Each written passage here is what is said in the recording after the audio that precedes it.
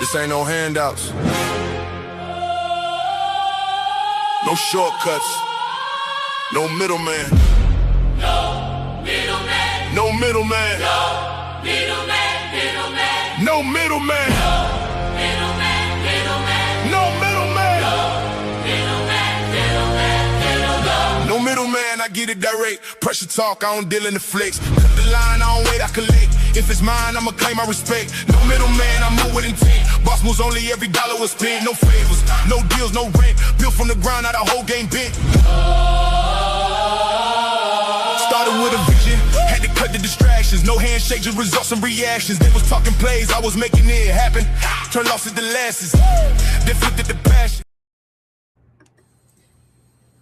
Disclaimer: this broadcast is intended for commentary, discussion, and entertainment purposes only.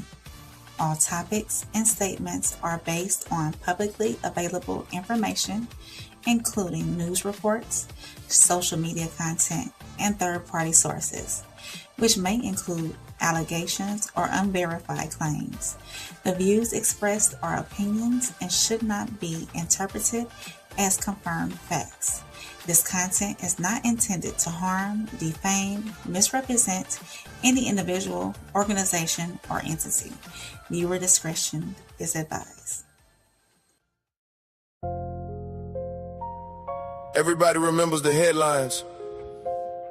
Everybody remembers the name.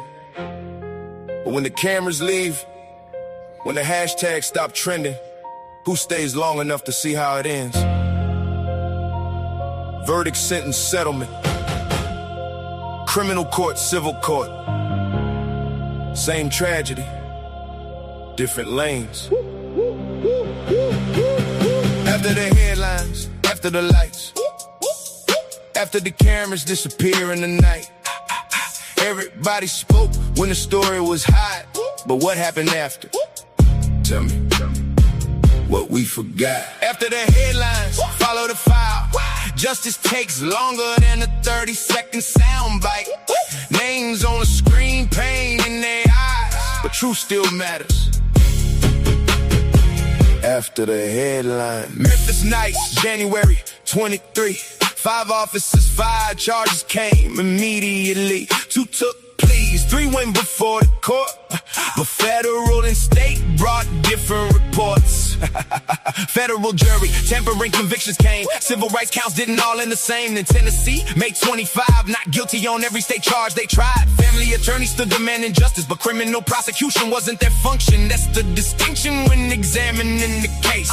Who filed civil claims and who prosecuted the state case? Outcomes, 2-part show. PDF. After the headlines, after the lights, after the cameras disappear in the night, everybody spoke when the story was hot. But what happened after? Tell me what we forgot. Brooklyn, Center, Minnesota, 21 traffic stop ended with the firing of a gun. Potter said taste it, but the handgun fired. A young father gone and the nation asking why. First and second degree manslaughter, the jury convicted. 24 months was the sentence inflicted. Below the guideline, roughly 16 served. Family said the punishment wasn't deserved. Crump represented the family and criticized the time, but prosecutors handled the criminal side. Minnesota Attorney General carried that fight. That's an important distinction when telling it right. Case outcomes, 2-part show. PDF. Stop. A settlement is not a conviction. A lawsuit is not a prosecution. A press conference is not a verdict. Civil attorneys represent families. Prosecutors bring criminal cases. So before we decide who delivered justice, ask who prosecuted, who negotiated, who filed, who won, who lost, and what actually changed. After the headlines, open the files, go past the cameras, the speeches and trials. Don't give me a slogan, don't sell me a side, give me the record, let evidence decide. After the headlines, where are they now? Who faced the jury? Who made it out? Who got convicted? Who walked away? What did the family receive? At the end of the case, Tyre Nichols Daunte Wright. The names became headlines, but we're not stopping at the headline. because emotion. Every time another name becomes a headline, the country seems to follow the same script. First comes the shock, then comes the anger, then the protests, then the arguments about race, policing, politics, justice, and who should be blamed. People march, people yell, communities divide, politicians speak, attorneys hold press conferences, cameras surround grieving families. And for a moment, it feels like the entire country is paying attention. But then the cameras leave, the hashtags stop trending, the crowds disappear, and the family is still sitting there with an empty chair at the table. Maybe there's a settlement, maybe there's a conviction, maybe there is legislation, maybe there is a check with more zeros than most people would ever see. But there is still one question nobody can avoid. What were we actually fighting for? Because if only the measurement of justice becomes how much money a family receives after someone dies, then somewhere along the way we have started putting a dollar amount on life. And if we repeatedly accept tragedy, protest it, compensate it, and then move on until the next name appears, are we creating change or are we quietly accepting acceptable losses? Tyre Nichols, Daunte Wright, different cities, different circumstances, different legal outcomes. But behind every nationally known name is a family that still has to live after America moves on. Bigger than settlements, bigger than whether you support or criticize the people involved, we're asking whether our outrage has an objective. What does victory actually look like? Is it accountability, policy change, safer communities, better policing, strong, stronger families, less division? Or have we become so accustomed to tragedy that the protest itself has become the victory?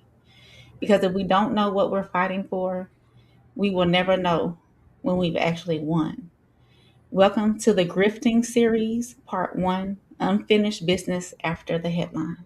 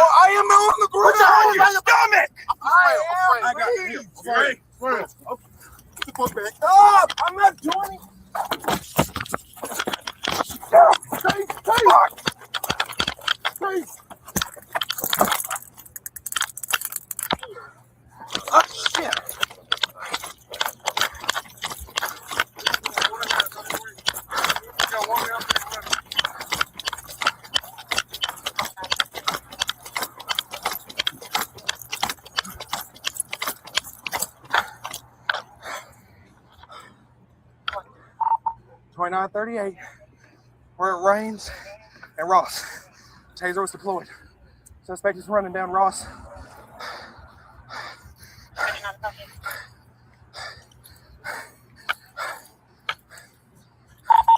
Young male, black, slim build, blue jeans, and a hoodie.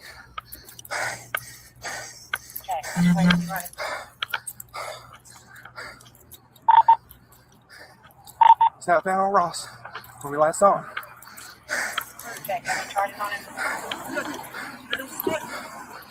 What's up? I got you. All right, hang on. Ready? All right, just straight. One of the prongs hit the bastard. All right, your car's right in front of you. Get my car, grab my water. All right, hang on. Where's your water?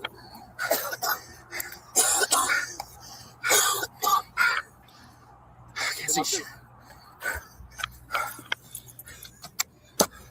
Okay, I got you. Get my water? Yeah, right here. Negative 29.38. Where are my damn glasses at?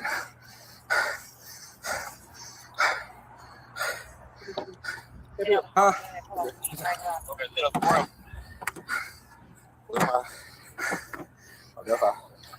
Left eye? Yeah. We have the car. Sit up front.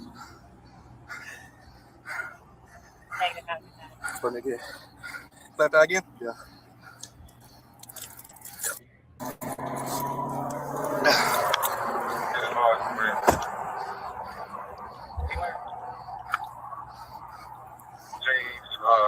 Like a camouflage jacket, like orange, green, and red, and it's gonna be bald head. Plaid jacket.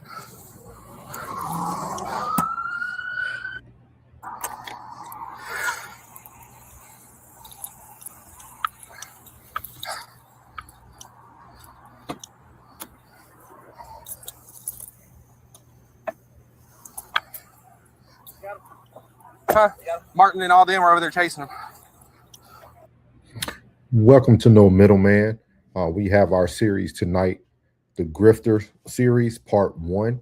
What happens after the headline? That was the footage from the Tyre Nichols body cam footage from the police officers. We showed the shortened version because we all know how it ended. It ended with another black man losing his life, but from people who look like himself. But that's not even important on this series of grifting or unfinished business. We're going to show you guys 3 angles tonight for 2 different stories. We're going to show you guys the footage, the verdict and the outcomes, and then also the justice, or what we call it, the family residue. We have a major case going on right now that everyone's speaking about, the Nolan Wells case. We also have the young lady in Mississippi that was found hung behind her home, Tiaja was her name.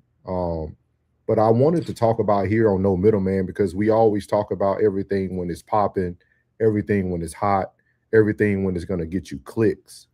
But who's speaking about the family 2 to 3 years later, a year later, the moments where we don't see them anymore, the moment that we don't know if everything followed through, or that moment we feel like the money we gave them was enough to shut them up?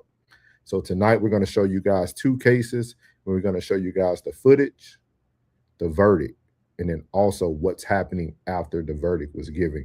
So we're going to start off tonight discussing the footage of the Tyre Nichols. Again, we all know how it ended, but how do you guys feel about this situation?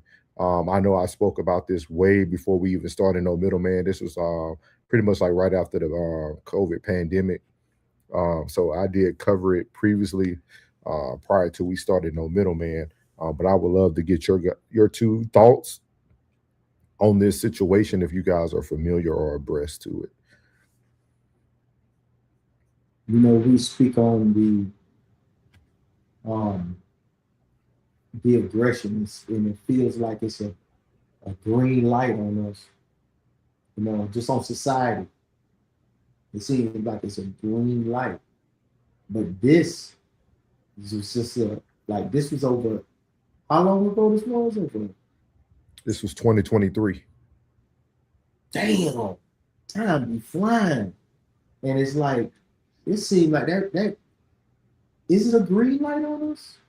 Like, is it a green light on the society? Like, it just seems as if the aggression is just so high during a normal, funky traffic stop.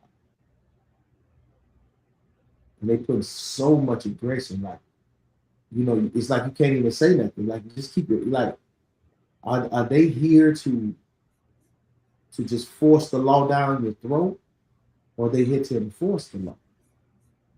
But if it's a traffic stop, how does it end up like this? This everything I've been seeing is very disheartening. That's the only thing I can come up with, like, other than being outraged or upset, trying to call a militia. It just seems like everything is just disheartening. I feel you on that. What about you, Ray? What I did get familiar with the case over the last couple of days, and in reference to what we're, of course, what these 5 gentlemen did allegedly, it was wrong from the get go. There was some background information that supposedly Tyre was dating or had spoken with one of the officer's exes, and it was some the officer sent that picture of him being beaten up to the ex girlfriend. It was a whole lot of background noise going on behind the scenes for the reason that all this went down, allegedly and supposedly. Right now, none of those 5 are in jail. A couple of them have been convicted of a civil, what was it called? It was a federal charge that they were convicted of, but none of them are serving jail time. They're actually, if I'm not mistaken, yeah. So they're being tried on the state and federal level. They got acquitted on all 3 state charges. The state did a murder trial, and then the federal did a like civil rights conspiracy charges type deal. And when it comes back to the unfinished business after the trial, Ben Crump was their civil rights attorney, and I think a lot of people get things mixed up too when it comes to these civil rights attorneys as well. They think that Ben Crump can go towards like criminal charges. He can't prosecute. He represents the family. He can push for transparency. He can pursue legal, civil litigation. He can help with the fact finding, all the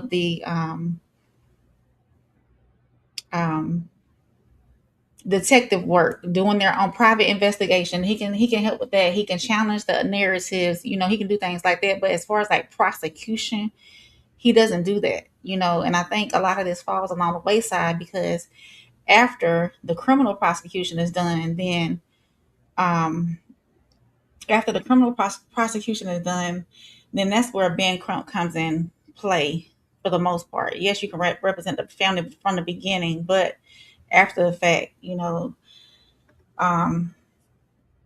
I think I was trying to see if there was a I think I had it here. I think they have a pending date for later on in this year for, and I don't know, Souls, if you was going to get to that or not, but later on this year for the civil case. So Yeah, my apologies for. you're fine. You're fine. I'm letting you do your thing. Let you do your thing. We got Yeah. 3 segments for it. I'm letting you do your Okay. thing. But with that being said, the reason why I wanted to put this series together was because I think the biggest answer that we have to start asking ourselves is, what do we want out of these situations? Mm. What do we truly want for the families? What are we doing to ensure those things are being fully followed through with the families? How do we support in getting these things done? How do we not go from one case to the next case to the next case and then forget about those who pretty much started these battles, right? They started these fights. There's parents out there fighting. So this is what that series is going to be about. And then also there's been a lot of people using the word grift or grifter in a very incorrect term. So we will be discussing that more and more throughout this series. But I think the biggest thing is just to make sure that everybody understands that it doesn't matter how loud we are at the beginning if we're so quiet at the end. So we're going to move on to the second part of this, which is going to actually be the verdict or outcomes of this case for Tyre Nichols. And it's going to talk about it here, and then we'll discuss the outcomes here. So here we go. Verdict in the trial of 3 former Memphis police officers in the death of Tyre Nichols in 2023. 29-year-old Nichols was brutally beaten during a traffic stop last January. He died from his injuries just a few days later. Prosecutors say the 5 officers involved in the incident did not provide life-saving aid to Nichols.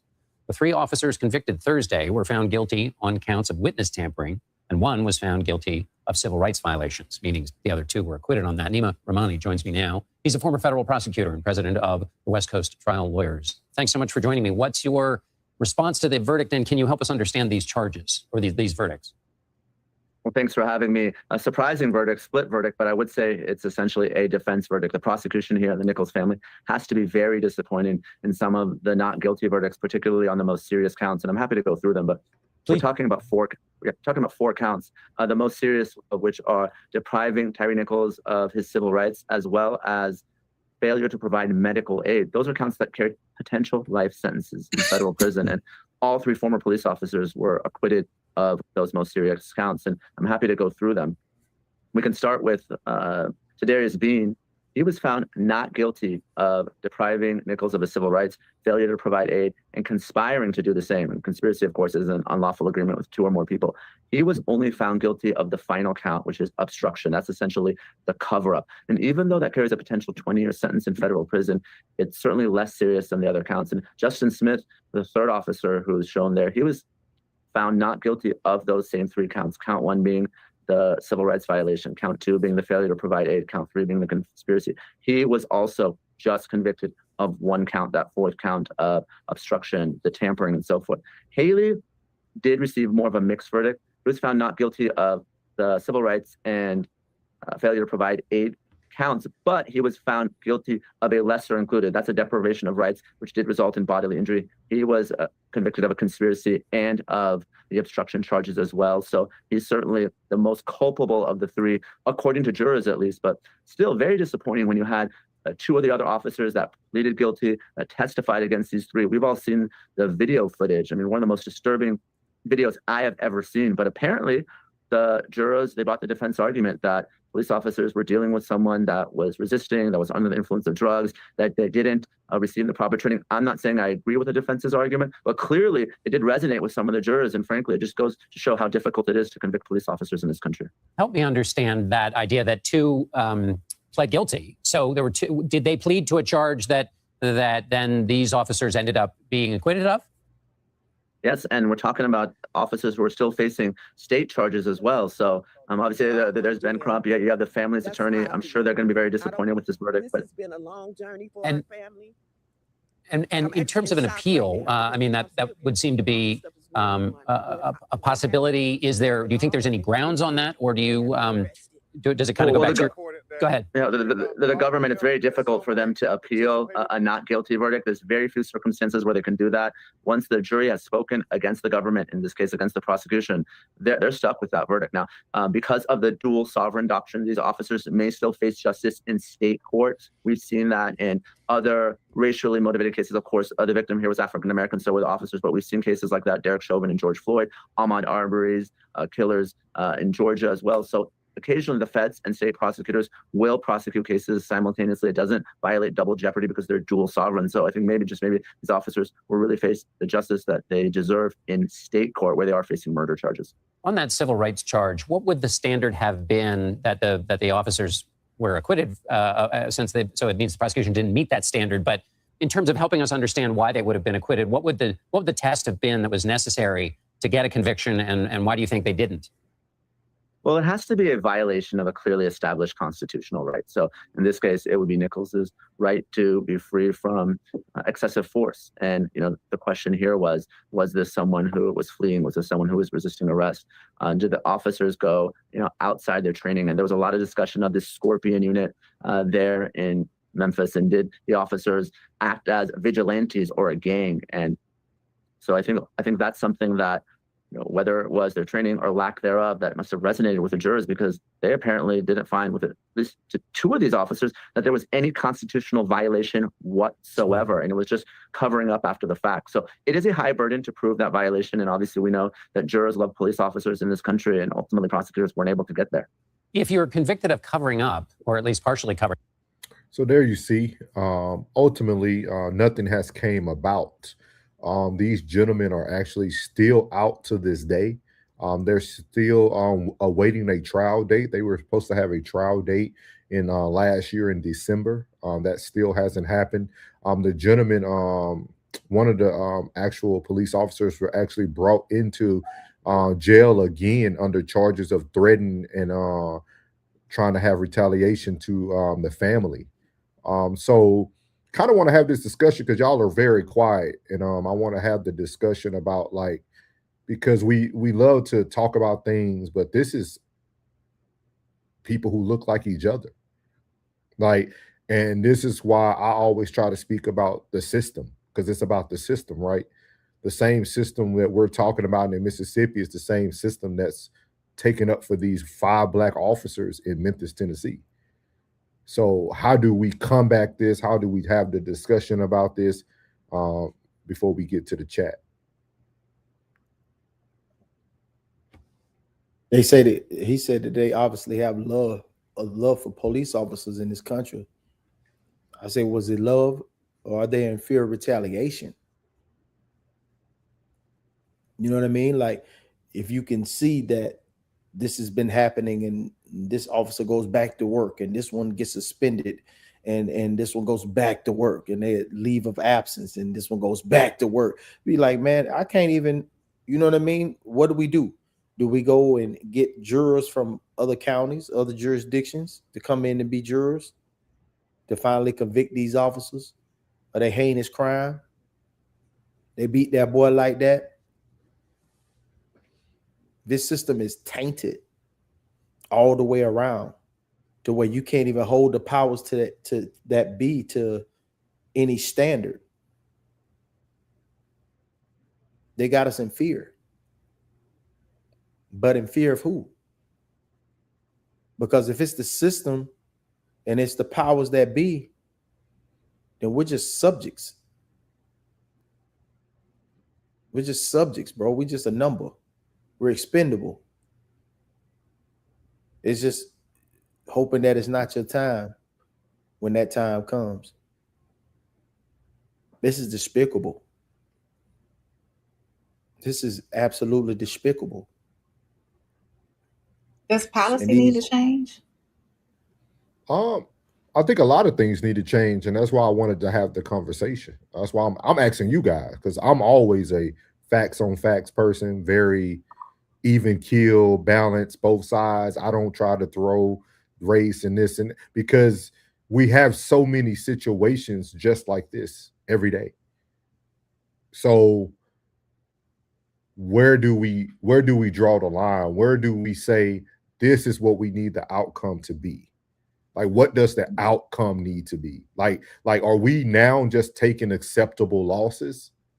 Is everything? That's what it seems. Go ahead. Yeah, is everything just about clicks? Is everything just for people to get their page popping for the time being? Because at the end of the day, we're not speaking about the true outcome, right? Because a payday doesn't bring a life back, and that's, to me, that's the. And I heard what Rain said earlier, and I think it's one of those things too that we have to really start speaking. What do the families truly want? Because if we know that Ben Crump role is not to bring the ultimate decision, right? So how do we find another Ben Crump in another area who does bring justice? You see what I mean? Like, how do we pilot that? How do we bring that next Ben Crump that's in the level that's going to bring justice. Because at this point, we're almost saying it's a toe tag price for our family members and friends. Yeah. Well, that's why here on No Middleman, we do have 3 different perspectives. You know, it's going to be some emotion. There's going to be some logic. There's going to be some facts, trying to get to a certain understanding. But with this, it's like these particular cases that we cover on this channel on a regular basis, it's like it's really putting you in a position to say, not what we're gonna do, is a what can we do. And that's what I think everybody that tunes in, we come to that conclusion, like, what can we do? Because there's more that won't. There's more that won't that will. Like to bear arms and go and storm the Capitol. You know what I mean? Like, everybody saw, man, that was crazy, man. They did that. Was it? Everybody felt like that was wrong because maybe the color, or because, you know, or people really was trying to take their government back. Now you see what's happening. What if they seen it beforehand, and now you see what's happening now? Now, should we be a J6? Because you see what's happening. We're consistently under attack. We're consistently under attack. And I'm talking about the American people. It's not just the black folks, white folks, Spanish. It's everybody. We're all under attack. Now they're trying to attack our water supply. It's more than it's a in totality situation. This has gotten out of control. We got to take our government back. What's your thoughts, Rain? I think somewhere down the line has to be some kind of policy change, especially when it comes to these officers who go overboard on these traffic stops, especially in a case like Tyre Nichols. So when these officers were arrested, when these charges were brought up against these officers, I think it should have gone to a different location, out of that jurisdiction where nobody knows them. Period. My thing is this, though. So right now, the world is covering a case that has 0 evidence. Right. Like not saying that it's not evidence out there. Mm-hmm. It's just there's no question right now. Nobody really has a definitive answer of what happened, right? From the evidence we're giving. But then you'll have a case like this where it's all there in front of you. The excessive force is there. Everything they did was all on body cam. And we're still getting the same results from a person who has 0 evidence to a person who you can see every piece of evidence. It's just like a slap in the face. But is it a slap in the face, or have we just started to accept this? Because again, I was on the platform when this happened. Like, a bunch of people did not cover this Memphis police officer case. This wasn't even the people you want to talk about, like even the popular people, like they weren't covering this.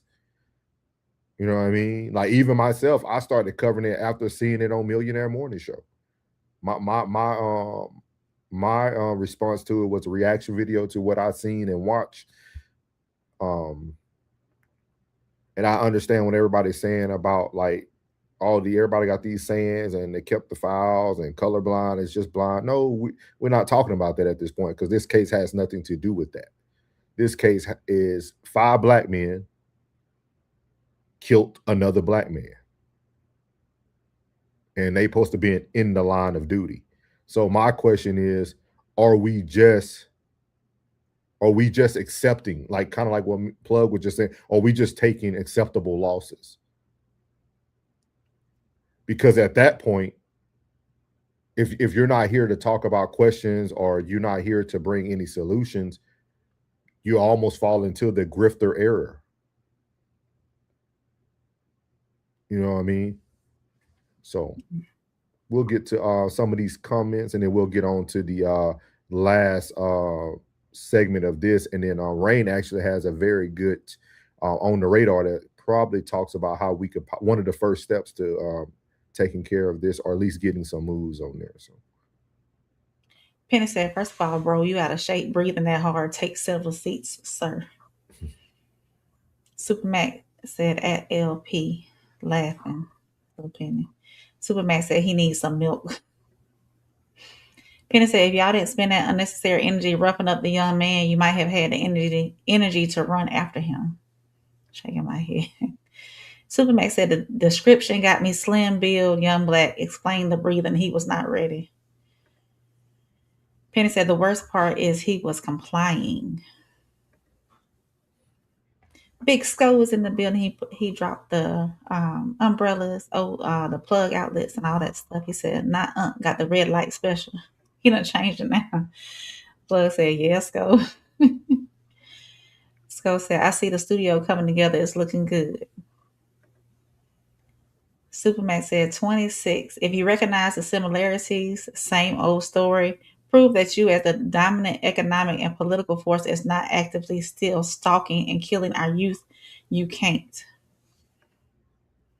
Uncle Plus said, thank you. Richard said a PSU, I think it was, is a provider of electricity. The motherboard just uses it to distribute electricity evenly to all connected devices in need of some. Uncle Plus said no jail time. Plus said 3 black cops and 1 black victim. Uncle Plus said that's bad business. Was there any drugs in his system? I don't think so. Not anything that I read about. It's insulting. Penny said it's insulting that we can march and protest, throwing the first punch, but are nowhere to be seen when it comes to finishing the fight. Not much of the threat, just smoke and mirrors. Yeah. Penny, when you coming up? I'm gonna say it every time, Penny. Uncle Plus said, come on the scene. Crump on the scene. You got money. Uncle Plus said, and that's it. No justice. Marty said, I feel like with this case, they look at it from law enforcement instead of justice. They are trying these cases where the police served. They need to move all of these cases out of the jurisdiction. I agree, Marty. She said, I have said this before, but we are under attack and the justice system is corrupt. Supermax said, colorblind is just blind. We kept the file souls and the results been in. Them is them, even when it's us. Why do these black cops think it's okay to kill us? Not a question. Penny says, civil rights justice has been diluted to media prostitution. Answers and justice reside in other places that never get the spotlight. Uncle Plus said, who can we trust when it comes to policy change? Mm-hmm. That's a good question. Supermax said, control is going to affect everyone negatively. But who wields majority control? Again, not a question. We have the answer souls and the codes. Ask Classic for a copy of the files. Uncle Plus said, who wore a badge? Penny said, policy and jurisdiction won't matter if universal corruption is supported by authoritative unity. The government is always right.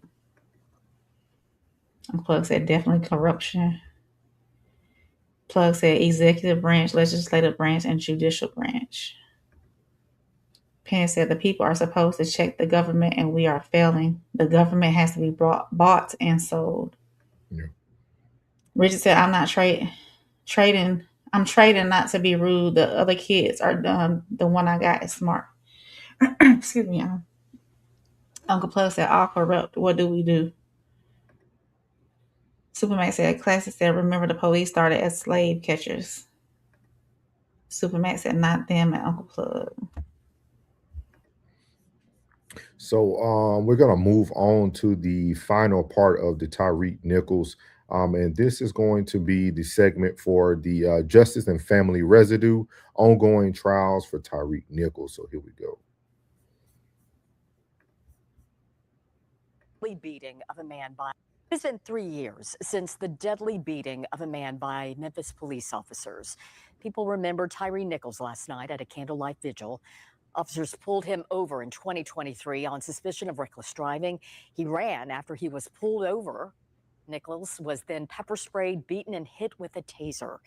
He was hospitalized and died from his injuries 3 days later. His mother and father both spoke last night at a vigil. 3 years later, and we still don't have any justice for my son. The whole world saw what happened to my son. I can't continue to live like this. We need justice so that we can heal. All I can do is hope and pray that this year, all this will be over with. Say it to the mic. But you know what? Even if it is over with, next year we'll be right back here. 5 former Memphis police officers charged for their involvement in Nichols' death. Last year, 3 of them were found not guilty on state charges, but a U.S. district judge has since approved a request for new trials for the 3 men. The other 2 officers involved pleaded guilty and testified against the 3 who maintained their innocence. A 6th officer was also fired, but not charged. He was hospitalized and died from his injuries 3 days later. His mother and father both spoke last night at a vigil. 3 years later, and we still don't have any justice. So there you have it from the mother's mouth. 3 years later, and we still have no justice. And I think this is going to be the theme of the series. You guys are going to see a lot of cases that started very loud and end very quietly. We get on here and we want to have all these one-liners and we want to have all these funny things to say, but we're not helping the families at all. This is a mother, a family, a father who now have residue from a crime. Yeah, they got a check. But you know what that check goes towards? Everybody that they're still trying to use to fight to find justice for their son. And that's the questions I'm asking. I'm tired of all this rhetoric and everybody cracking this. And no, we're not cracking anything because we're ending with the same result. So are we okay with the acceptable losses? And if that's the case, we should stop covering these things. You should talk about it and leave it alone. Because if you don't want to follow through, what's the point of getting everybody else up in an uproar? What's the reason for judging everybody and causing more division if you really don't want justice for the family? Because this young lady just told us that 3 years later, and they still are seeking justice.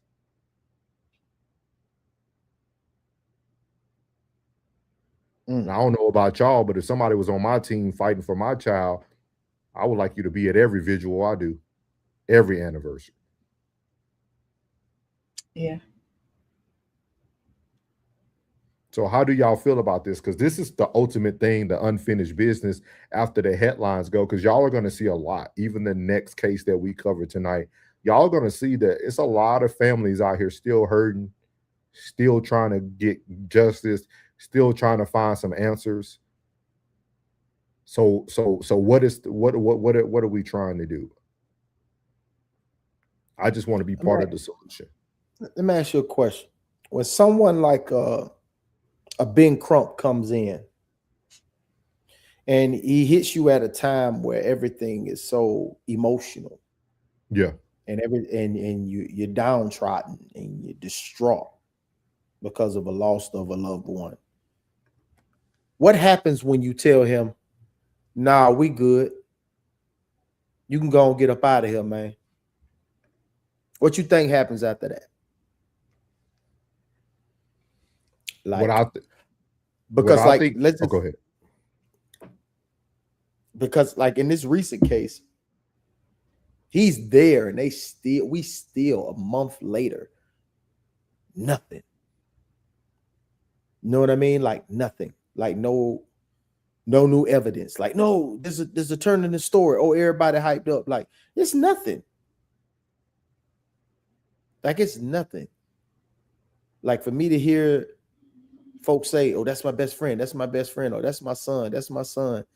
Like the next day, everybody was eating breakfast. The next day, people are, focusing on making arrangements. You know what I mean? While all that's going on, like who fights for the people who has to go and still do the normal things to bury a person? Do you know all that goes in? You got to find it, find the price, if the person had insurance or didn't have insurance, like all that's going on. Who are really in these people corners while all this is going on? Because that's a lot to take it. And then to have them murdered, and then have to do all that. It's even difficult when someone dies from natural causes or illness or disease. So who does all of that? What happens if you tell a Ben Crump, nah, man, get your ass out of here. We good. We know what you here for. And we ain't looking for that. We looking for justice. What happens? I wonder what I would really love to see what that conversation looks like as he's doing his pitch. Yeah. I mean, you got to think about it now, Plug. Do you really need a Ben Crump? We got 6 million of them on YouTube. we got 6 million people who got all the answers on YouTube. You literally can pick a content creator you want to be your Ben Crump. Because some of these content creators are getting more move and more answers and more interviews than what Ben Crump is getting.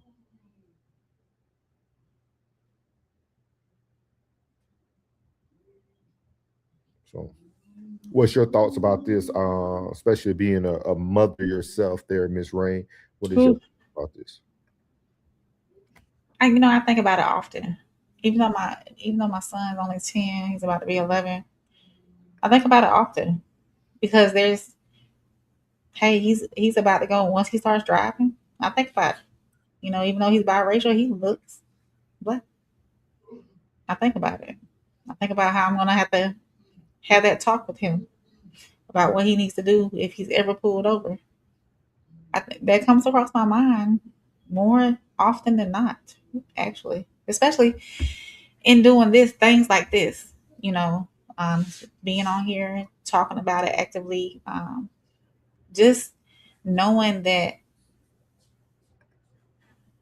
the world will see him differently than I do. So it's tough. Say that again. The world will see him differently than I do. And I think that's the biggest issue we have. Yeah. That's the biggest issue we have when we're covering 90% of these cases. Mm-hmm. Everybody wants to have the answers and nobody wants to see the real side of what's really going on. That's why we don't like to stick to facts. We don't like to stick to the evidence of what we're being shown. Is because people don't understand that, right? Like that mother, Miss Nichols, is looking for answers. She's looking for justice. She's no longer on the hamster wheel of everybody speaking about her son because she did that for 3 years already.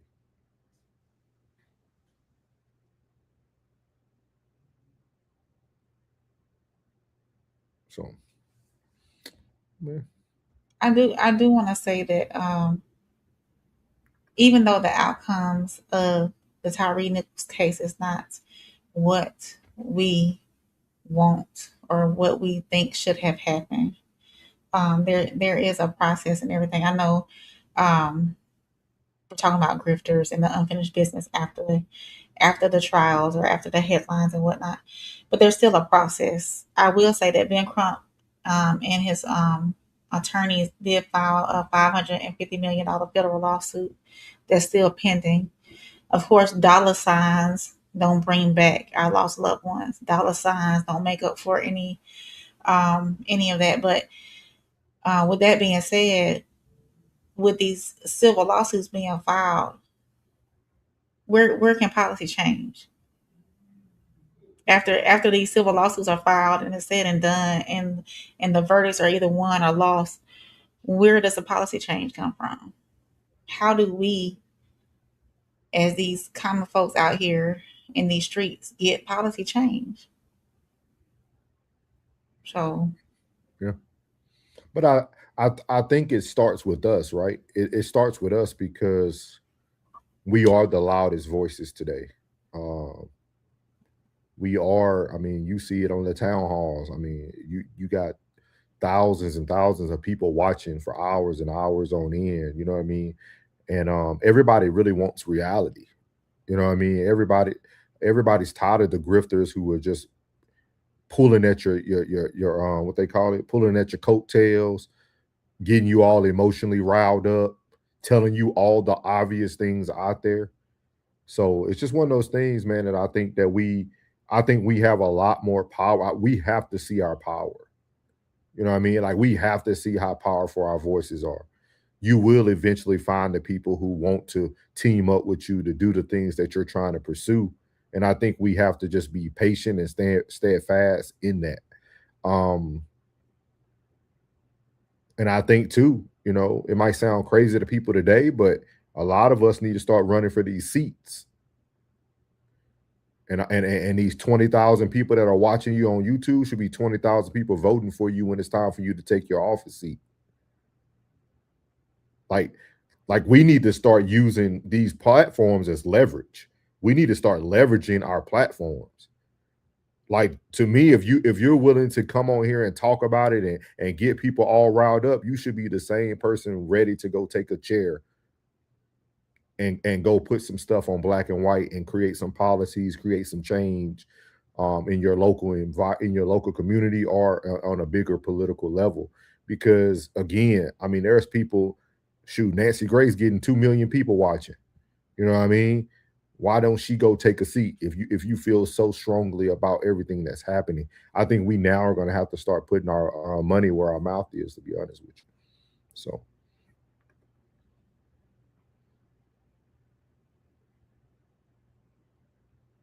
You muted, right? yeah, I seen the thing flash up. So, ooh.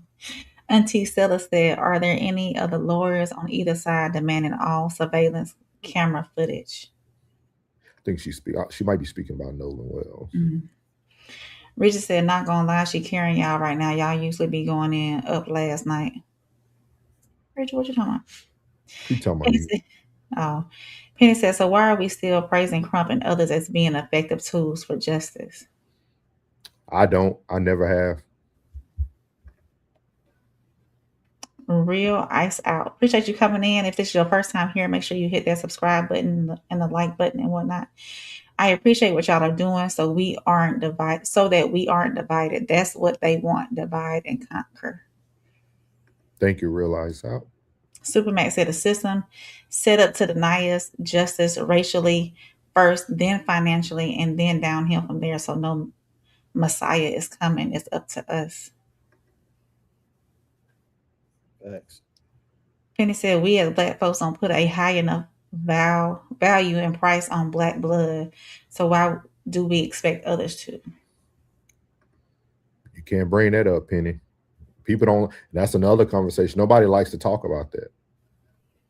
Penny said 15 minutes of fame for 15 minutes of life. Expensive trade-off. Mrs. V said 100. Mighty said we need to keep the ones lost in the spotlight, even if people do a follow-up once a year to keep their names alive. Yes, ma'am. Supermax said Rain, they will see him as black, and that is dangerous. Uncle Plug said when pulled over. Shut the F up. Just be quiet. Uncle Plug said 550K. What was 550K, Plug? That's what you said about what they paid for the investigation. I said K? I think. I thought I said $1 million. Real said can't handle the truth. Uncle Plug said 30 million. Real said dead on. Uncle Plug said get life insurance on your children and siblings. Everyone. Crazy to think about that, huh, Plug? Crazy to think about that. Yeah. Got to. Because that's the only way you can stop them boys from doing that. Because when the insurance companies start calling and talking about, hey, man, hey, we paying out so much money for all these lost lives. Penny said, why is $550 million appropriate if the U.S. government don't get out of bed for our own $38 trillion debt? Superman said, Rain's Second Amendment is for policy change, allegedly. Penny said, the police not paying it. It's just coming out of our own back pockets, and they return to work like nothing happens. Superman said, Penny, facts. Penny said, Nancy Grace got 2 million people watching, but not talking about anything. Double talk. Caught her in it live. We caught her in it. Superman said, there is no such thing as government funded. The people fund the government. Yep. Definitely agree with that. Richard said, they think I'm a teacher. No, he's smart. I just know all the things he hasn't learned yet. Richard. Mighty said, how do you fix a corrupt government when the government was built on death and destruction? Mary, I want to answer that. And I think this is what's always missing when people hear myself speak. We don't need to fix the government. We need to fix ourselves. We are the common denominator. We as people, period. We as people are the common denominator. When we choose to take back control, things will be taken back under control. We just have to take control. We can't fix the system, but the one thing you can fix is yourself. And what Plug said, it's not popular to people. Hey, when you get pulled over, shut the F up. Man, you telling me I can't even speak, man? Well, all right. Shut up. Shut up. That's the one thing that gets everything set up. Like people just like all the videos I see is as soon as they get pulled, why I get pulled over? Man, listen, shut up. Dog, get that man that license and registration. Let him go and do what he was gonna do and go on about your business. Real talk. All that trying to talk and get your point across. Oh man, this you abusing my rights, this, that, and the third. Man, that don't end well, man. Don't even talk to this dude, man. Man, just give him that as soon as he pull up, give it to him. Do you know why I pulled you over? No. You want to tell me? Nah, okay. It is what it is, whether you're gonna get a citation or not. And people say, no, man, you wrong, man, you laying down. No, that's what you're supposed to do and lay down. You're gonna lay down or you're gonna lay down with your hands behind your back. It's a green light. I keep saying, does it feel like it's a green light? Nobody say, yeah, man, it feel like a green light. Nobody say that. I ask that question almost every other night. Does it feel like a green light? Nobody answers that. I think it's hard to answer it because of what you just said too, though. Because you said one thing, but then you're asking another thing. Because you're saying if more people cooperated, how would we would know if it's a green light or not? Because we don't see a lot of cooperation.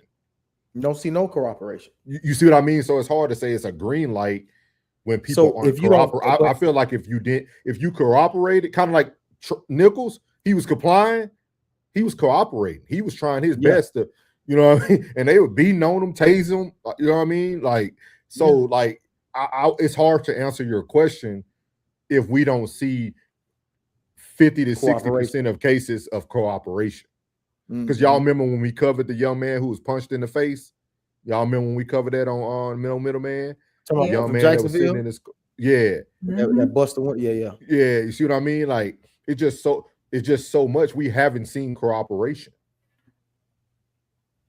So it's hard for me to answer your question. I'll be answering your question without having legitimate facts. But Supermac feels like it's a green light. So you got one.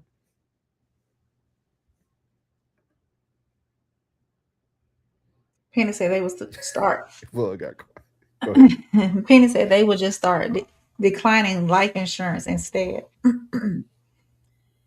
Mama V with the praying hands. Appreciate you, Mama V. Superman said, Amadi, Second Amendment allegedly. Richard said, I hope y'all know laws not even real. They just look real. You see the truth in that drowning case. Mrs. V said, free will is a hell of a thing. Word is bond. Tell them. Penny said, can't take control if we can't figure out who's in charge. Everyone likes to be heard, the loudest, useless in the room, useless voice in the room. Yeah. Myself together. But that's what we are attracted to, Penny. We're attracted to the most boisterous person, the most outgoing personality, the person that you would consider alpha because they loud. Like that's what we're attracted to. Mhm. We're not attracted to the person who's sitting there actually taking in the information. Kind of like today, like I know Plug now get tired of me in the chat, but like I was responding to everything they said. Like everything they said, I responded to it, but it's not what people want to hear. But I'm hearing what you're saying. So if you tell me if we had an all-black government and Doe said, yeah, man, if we had like another like some Obamas, and I'm like, well, Obama brought LGBTQ. What if we had this, this person did this? So I'm telling you the cons of the person. It don't sound popular, but I'm just telling you like those aren't good examples. You know what I mean? I'm just responding to what you're giving me. You know what I mean? We can have the overarching conversation, but you're giving me bits and pieces. And I think that's what we have to start being comfortable with. We have to be comfortable with pushback. Just like people push back at me, you just got to be comfortable with pushback to have the full conversation. Because ultimately we'll get to the full conversation. So it's just very unique. I think we can take a lot of control. Richard said because law's not real. Trump just said the craziest thing you could say and nobody addressed him and belittled him. Marty said, how do we band together when there's so much dissension in the nation? What did Trump say? I mean, I missed it. I don't know. I don't even know. He stays saying something crazy. But it's a book I tell you guys about all the time. Behold the Pale Horse. I highly again encourage y'all to go read it. The book talks about that. If you can find it. Yeah, the book talks about that, about the laws and how people can like literally create laws. Like there's things that the president just can do without anybody needing to sign off on it. Like it's written. It's already written. A lot of this stuff is already written down. Penny said, light has been green since Africa, brother. I'll say it for you, Unc Souls. You know this, regardless of compliance. Marty said, we were not included when those amendments were written. Supermax said, Penny added again with the facts. Richard said, not just a joke and two-worded answer. Back Trump in the corner and question him 30 minutes straight in like court and make him answer and look stupid. Supermax said, at Mighty, we included now. Mighty said, are we really, Supermax? But you know what's funny, Supermac and Mighty? You're included now because that's the first thing you guys cry out for. That's what I be trying to. I know everybody want to hear it a certain way, but that's why I always tell people. I think BG said it in your chat today, Plug. He said you gotta what's the word he used? He said you have to do something and then you have to strategize to. He said something, man. I forgot. He said something very powerful about gathering together and then moving. And I think that's the problem, right? Like we keep saying that we weren't here for the amendments. We keep saying that the system is this. But every day when something happens to us, the first thing we rely on is the system. Benjamin Crump is part of the system. Civil rights court is part of this. Like everything that we rely on is part of the system. And that's why I keep saying we have to take control in our own hands. I know it sounds crazy to people, man, but I'm telling y'all, it's millions and millions and billions of people, man, watching content all day. You give that $1 to that family from every person. That's your autopsy. That's everything you need. We have the power. We just don't see it the way that some people see it. That is supposed to be seen. Yeah. The way that it's supposed to be seen. All right. You like this person? All right, but let's go and fund that person going up there and being a representative for all of us. Yeah. Yeah. Like but we also gotta pay for his security. Yeah. Because he's gonna need almost a militia to step foot. Because if there's any pushback from the government that actually works for us, if we try to go into one of these meetings to a government that actually works for us, there would be pushback as if they don't work for us. Yeah. So we can have these discussions on a regular basis, and we can gather up all the funds, but you better come deep and you better be scrapped. Because soon as you do build a force or an army like that, guess what's going to happen? There's going to be somebody's coming in to, what is it called? Intercede, or somebody who's in the group that's going to be giving away information. Yeah. Because you're going to need numbers, because they're going to call numbers. Yeah. You're not just, and you can't go up there unarmed, because the ones that's coming for you will be armed. And you can't go armed, because the ones that come, they're going to say you're armed and dangerous. And I'm not just saying this to put fear in your heart. I'm telling you the reality of the situation. Not just the conversation or the pushback or two sides to a coin. It's when we strategize and we do mobilize, guess what's going to happen? They're going to come strong. So who's willing to die for the cause? Because it's going to take some lives. It's going to take some lives. And who's willing to die for it? There's some dudes that ain't willing to fight for their family. They ain't going to throw a fist. They ain't going to throw a slap. Now you're talking about getting how many you're going to need? At least 200. And that takes money. But you know what's funny? Funny? Plus, sorry to cut you off though, because no, it's cool. There is a group of men who don't even see it the way y'all see it, and they have everything that you would need. The Nation of Islam. Man. No, I'm just saying, every war doesn't end the way that we're trying to like verbalize it. Everything doesn't need to be you going to arm and body for a every war doesn't have to be that way. You see what I mean? Like they're how are they moving? They're building their own ecosystems. They support each other. Yeah. Like brother Ben X came here to Dallas, Texas, and built a whole community. They have a whole town.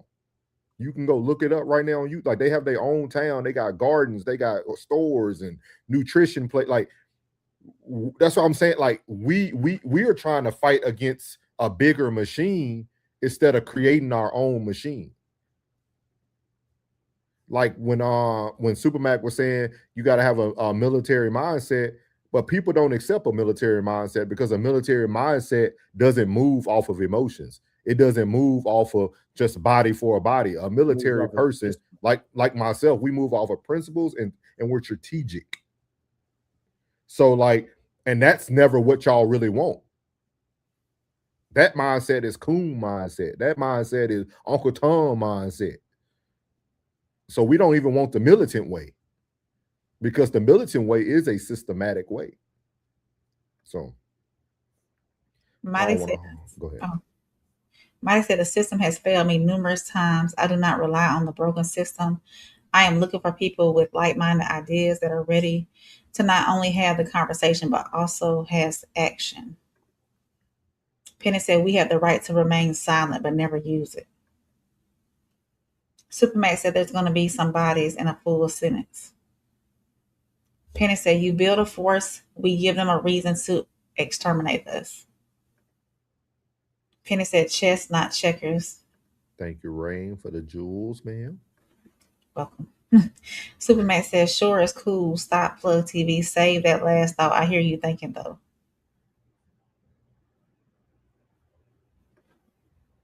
Supermax said, we've tried to go it on our own. Tulsa. Got to keep trying. I never seen somebody who stopped trying. So we're going to move on to our next segment, better known as the Radar with Rain. Soft rain got Alabama grace all in the spirit. Yeah. Georgia roots in the soul every time you hear it. Yeah. All right, y'all. Welcome back to On the Radar with Rain.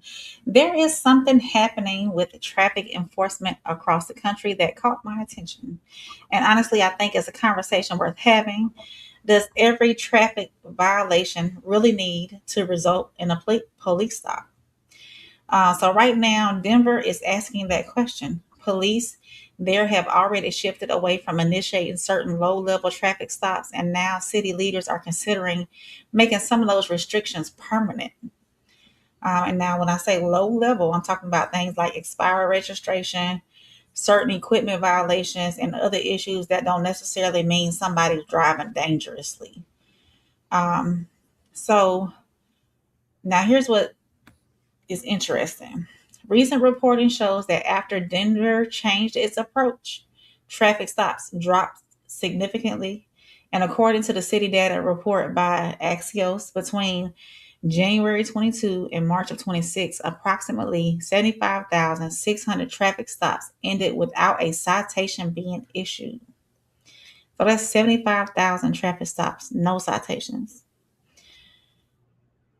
A stop ending without a ticket does not automatically mean the officer didn't have a legitimate reason to make the stop, though. So sometimes you get a warning. Sometimes an officer investigates something and determines there is nothing there. So I can't sit here and tell you that 75,000 people were stopped for no reason. But that's enough to make us ask some questions as well. I absolutely do believe that police should enforce traffic laws. If somebody is driving drunk, pull them over. If somebody's driving recklessly, pull them over. If somebody's especially flying through a school zone, of course, yes, pull them over. If somebody else is putting somebody else's life in danger, or if your driving's doing that, I don't have a problem with police intervening because that's called public safety. But where I start questioning things is when we're talking about violations that aren't creating an immediate danger, like a broken tail light, an expired registration, certain equipment violations. Do these things need to be addressed? Of course, but does addressing them always require an armed officer standing beside somebody's car on the side of the road? You know, I'm not convinced that it does because we have technology now. Some violations can potentially be handled with mailed notices, automated systems, warnings, or requirements to correct tonight is Monday, y'all. To correct the problem within a certain amount of time. And if doing that means officers have more time to deal with reckless drivers, violent crime, DUIs, and situations where somebody actually needs law enforcement, then I think that's worth exploring. So you can go ahead and run the video. So talking about low-level stops. And what they prioritize are not the same thing in Denver. Putting Chief Thomas's existing policy into ordinance. Denver Police Chief Ron Thomas implemented a policy in 2024 that limits low-level traffic stops, such as expired registration, a cracked taillight, or improperly displayed plates. Instead, he tells his officers to prioritize safety violations and crime, like speeding, running red lights, and DUIs. City Council is now considering making that policy permanent. These are minor violations that do not pose a threat to public safety. City Council member Paul Cashman cited research from a variety of academic and public policy institutes that found low-level stops waste police resources, do little to improve safety, and disproportionately affect drivers of color. Nationally, the data shows that police are more likely to pull over people of color for these low-level traffic offenses. Jill Locantori is with the Transportation Get out the street, Rain. advocacy group called Denver Streets Partnership. She raised many of the same concerns the proposal aims to address. We've got a crisis of public trust in government. The ordinance would also require DPD to give City Council reports detailing the type and reason for traffic stops. City officials said they couldn't determine why tens of thousands of drivers got pulled over. Thank you for the presentation. And Councilman, as you know, I don't support this. Councilmember Kevin Flynn says this is one of the reasons why he's opposed to it. Because we don't have the data. And without the data, we shouldn't be putting this into the code. People are crying out for more traffic enforcement, not less. Jill says with this proposal, public safety is the priority. We need to be asking, how do we spend our public taxpayer dollars in a way that's going to actually increase public safety. And pulling people over for cracked taillights is not it. City Council. So, what you got for us, Rain? So what do y'all think about this? Having my thing is we got all these, you know, if I let my For these tag expire, right? If I let my tag expire and I don't go come get it within, or I don't renew it within like a 10-day grace period or whatever the grace period is before they start putting like late fees on it, send me a citation in the mail. That'll light a fire up on me. Why are you pulling me? Why are you pulling me over? Because you're white, Rain. That's why it lights a fire under you. You could send us a ticket and a fine in the mail for 385 days. And they gonna be paid.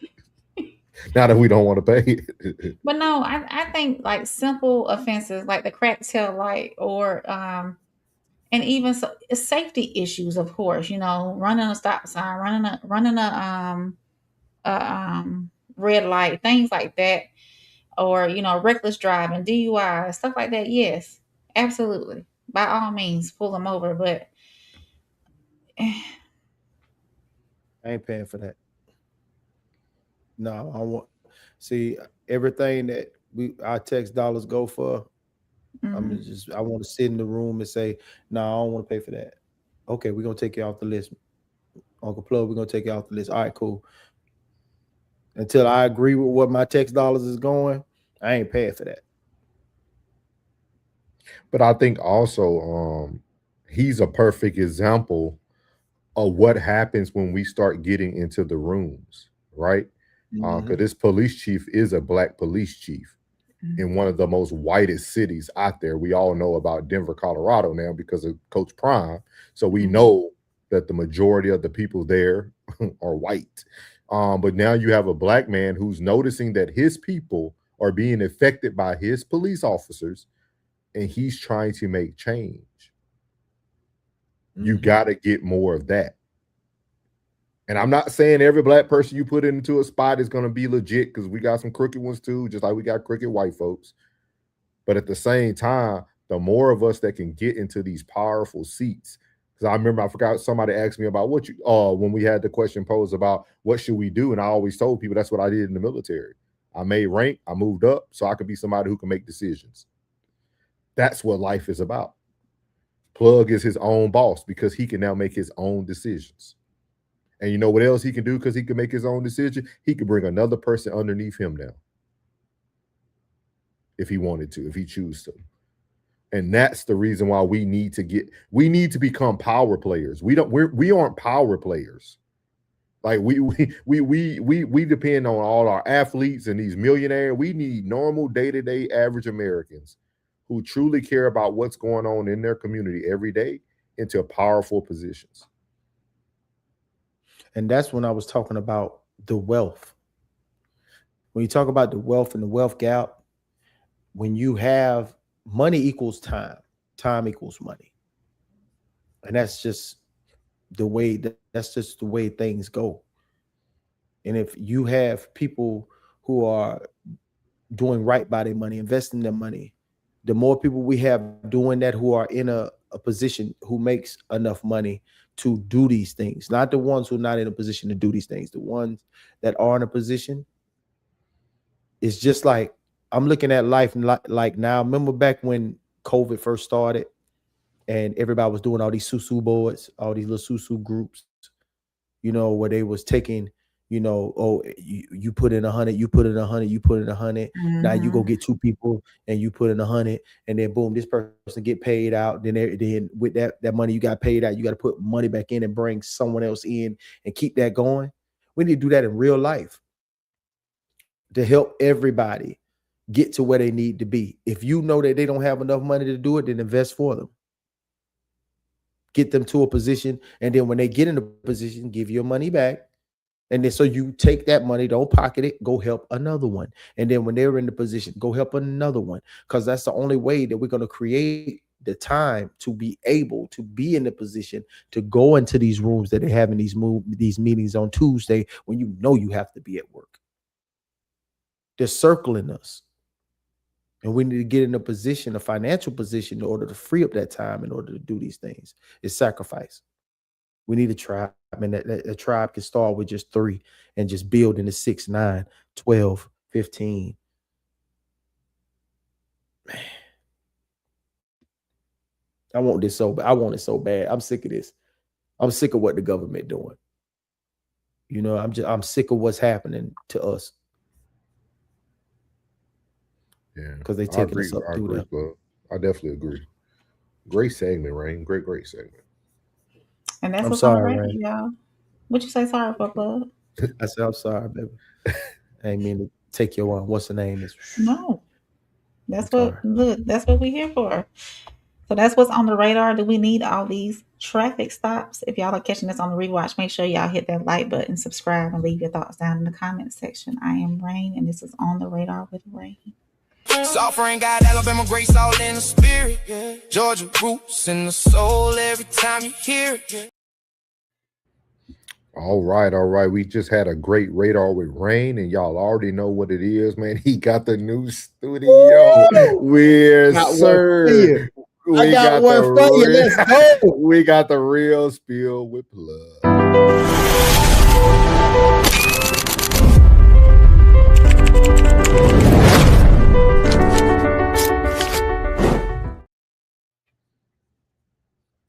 The real spill for the night is stewardship.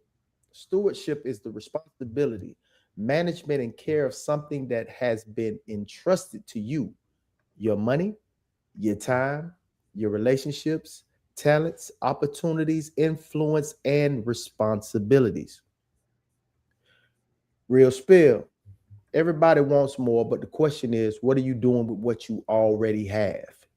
We ask for more money, more opportunities, more influence, better relationships, bigger platforms. But sometimes the blessing isn't being held back. Sometimes we're being tested on how we manage what we already have in our hands. That's stewardship. Stewardship is understanding that having something and knowing how to manage it are two completely different things. You can make a lot of money and still be broke. You can have a great relationship and still destroy it. You can have talent and never develop it. You can have an opportunity and waste it because you weren't prepared when it arrived. And you can have people who genuinely love you and lose them because you didn't appreciate them while they were there. See, stewardship ain't just about money. It's about how are you managing your time? How are you managing your emotions? How are you managing your relationships? How are you managing your opportunities? And how are you managing you? Because sometimes we're asking life to give us more when life is asking us to become more responsible enough to handle more. Don't just pray for a bigger house. Take care of the one you're in. Don't just ask for more money. Learn how to manage the money that you're making. Don't ask for loyal people while mistreating the loyal people already standing beside you. Don't ask for a bigger platform if you're not taking care of the audience that's already listening, because increase without stewardship becomes destruction. Sometimes the next level isn't waiting on another opportunity. It's waiting on another version of you. Take care of what you have. Develop what you've been given. Appreciate who's been in place in your life. And when it comes and when more comes, you'll actually be prepared to keep it. That's stewardship. That's real spill. Choose wisely and act accordingly.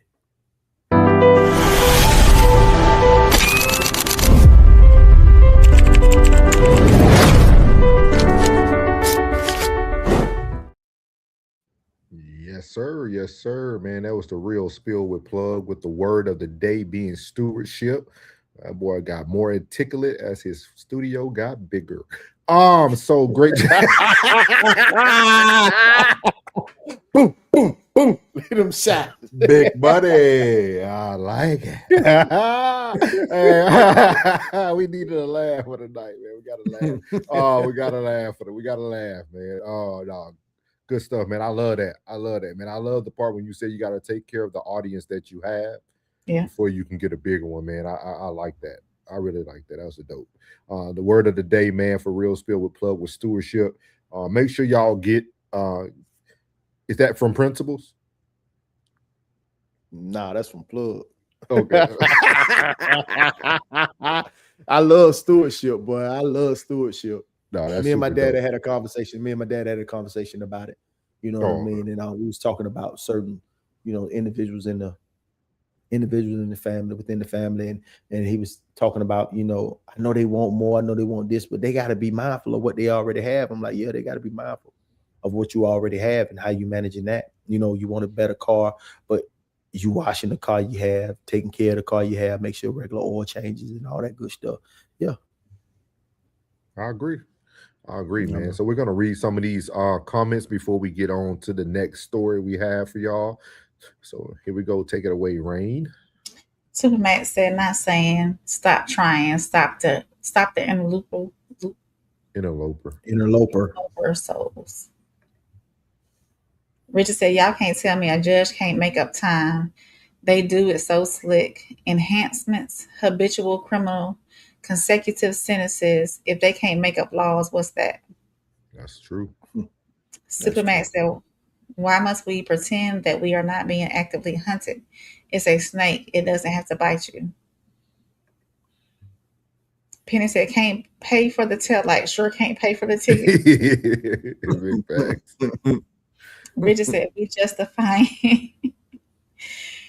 justifying being X'd out of a traffic stop. X'd out at a traffic stop. Who pops a baby?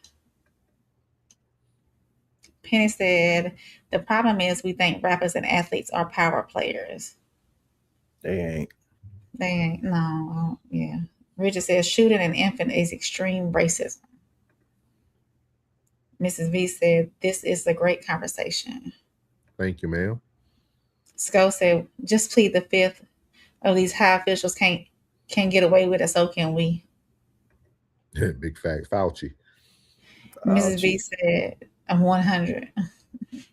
Supermax said, combination of the white power structure, seeing with your eyes, not condemning the race that is racism. Thank you, Ray. Thank y'all for the support, man. Thank y'all for keeping the chat alive tonight. And now we're going to move on to our segment number 2.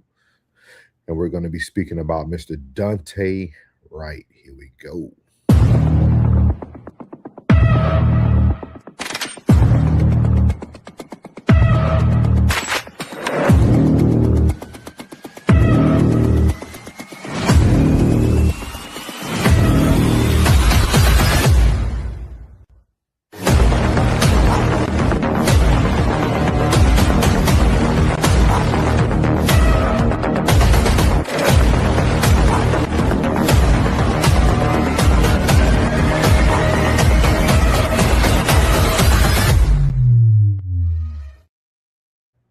Of police both resigned today after a second night of protests.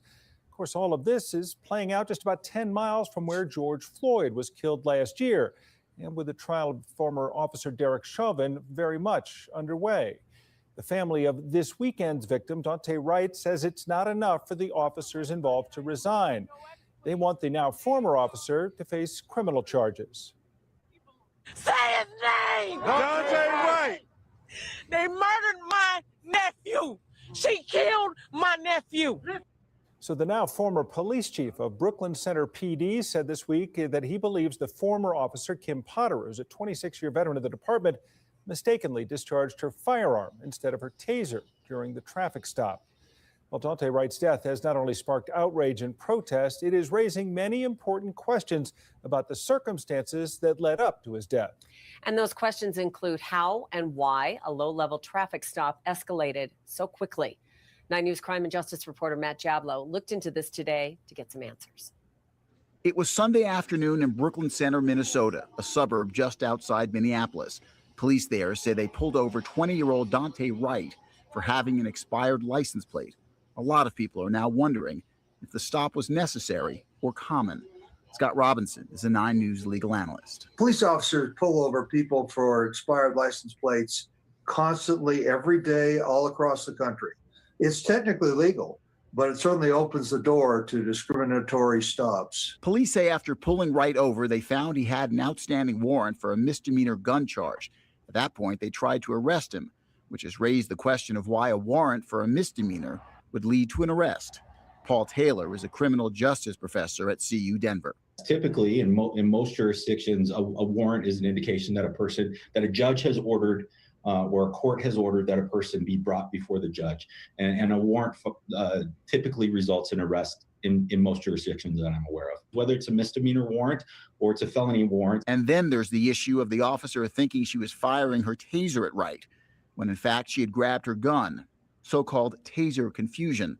Professor Taylor wrote about the topic last year, naming about a dozen different cases of it throughout the country over the last 20 years. Taylor says the problem is that police officers' guns and tasers simply look and feel too much alike and are easily mistaken in high-pressure situations. To fix these issues, we need a design change. Professor Taylor says he fears that until those design changes are made and more safety measures are put in place, tragedies like the death of Daunte Wright will be repeated. So there you have it, man, with Mr. Daunte Wright. I don't know if y'all remember former officer Potter, her first name was Kim Potter, was the one who took the life of Daunte Wright, allegedly mistaking her taser for a weapon. It's funny how Rain's radar and rain actually ties directly in and correlates with this story. Because the first question they were asking was, why was this typical stop? How did it become so violent? Why are we stopping people for such petty crimes? And it's very unique that even years ago, y'all, there was still somebody from Denver, Colorado, who was writing about this situation. So look how long it takes changes or for even people to get things moving forward when it comes to changing policies, trying to make changes. But what is your guys' thoughts about this situation? I know this was another one. I want to say we covered this as well before, but this is Mr. Daunte Wright. So his footage is the one of the former police officer pulling out her weapon instead of her taser.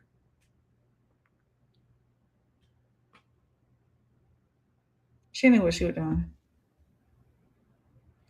Okay, let me stop. Well, let me stop. Okay. Yes, she did. You put that same utility belt on every day. How heavy is a taser versus a handgun? I've never held on to a taser, so I don't know. Not even close. And how many pounds of force do you have to pull the trigger of a taser versus the trigger of a gun?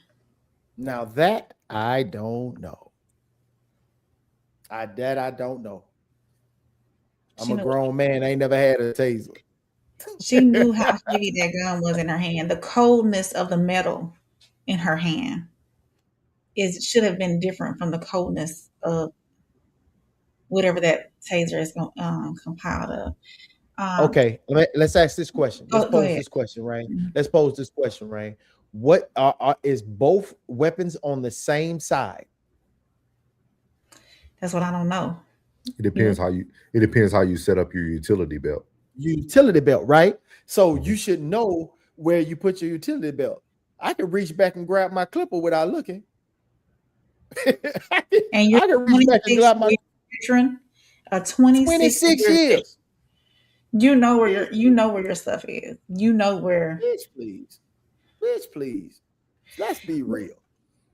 Go ahead. I'm getting out your way. So when she pulled him over initially, supposedly she was training too as well, right? Mm-hmm. So when she pulled him over for the violation for the tag, it was a tag, right? If I'm not mistaken. You can just give your spiel. It's okay. She was already convicted. Yeah. But what's a misdemeanor gun charge? So she pulled him over for a gun, a warrant. Well, she found out, right? So I don't know if she was thinking in that mind frame, you know, but he tried to run as well. With that, no, I'm not gonna say, but with that being said, he tried to run as well. But yet and still that does not give her any reason to pull the trigger of a gun. All these people that are running, all these cases that we covered with people who are running away from a scene, are they wrong for running away? Absolutely. But yet and still, that officer is wrong for pursuing them with a firearm in the back or however they pursue them. And that they ultimately lose their life. If somebody's running away, you got to go find them later. If he's running If they're away, not threatening your life, you got to go find them later. you got their car. Was laying on the ground. You know, there's so many of these cases out here, and it's ridiculous. Every time that I have ran across these cases where it irritates my soul when these person yes, they're a criminal, or they're allegedly a criminal. Yes, you're trying to arrest them for what they're doing, but they are running away. That does not give you any. They're not threatening your life. That does not give you any, and they're not threatening anybody else's life. They're running away. So why are you pursuing them and shooting them, ending their life? I agree with you. Alton Sterling, No. that broke my heart altogether. What happened with him? And I don't know. We're gonna cover that later on or whatever it was. But yeah, still all these different cases, it's the same thing. Oh, it was a mistake. Mistake? No. You took somebody's life. When somebody's running away, you just left your car. You just left your whole car. I'm gonna take your car. 9 times out of 10, if you ran, you're gonna run somewhere close. We know who all you hang with. We'll just come and check you out later. But when we see you, now I'm telling you now, when we see you, an extra charge. you know what I'm saying? Now you got some extra charge. You know what I mean? Like going to jail for an extended amount of time is worse than you beat me up. You know what I'm saying? I would prefer you whoop me and let me go home than take me to jail. So I'm reaching on my utility belt, 26 years on the force. You don't know the difference between, like, I can't stand that. I cannot stand that excuse. That excuse is diabolical. You can't tell the difference. Put me in the room. I'll put the utility belt on the first time. Let me grab my pistol and let me grab a taser. Which one? They said, but you was in the heat. You was in the heat of the moment. You didn't know which one you was grabbing. Huh? You know which one you was grabbing. Okay. All right, cool. I'm gonna let you rock with that. If that's what make you sleep at night, that will help you sleep at night. I'm not buying none of this. On this one, I'm not buying none of that. 26 years on the force, you know better.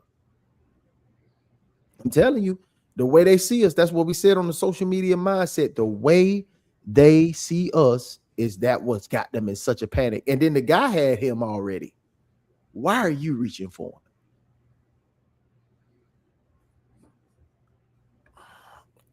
Go ahead, Souls. No, y'all got it. Richard said a professional shot someone by mistake. That's a mistake. Exactly. Uncle Plus said not a mistake intent. Penn said when you got cops who can't tell the difference between a weapon and a taser, you got a bigger problem than a warrant. For real. Richard said, get on out of here.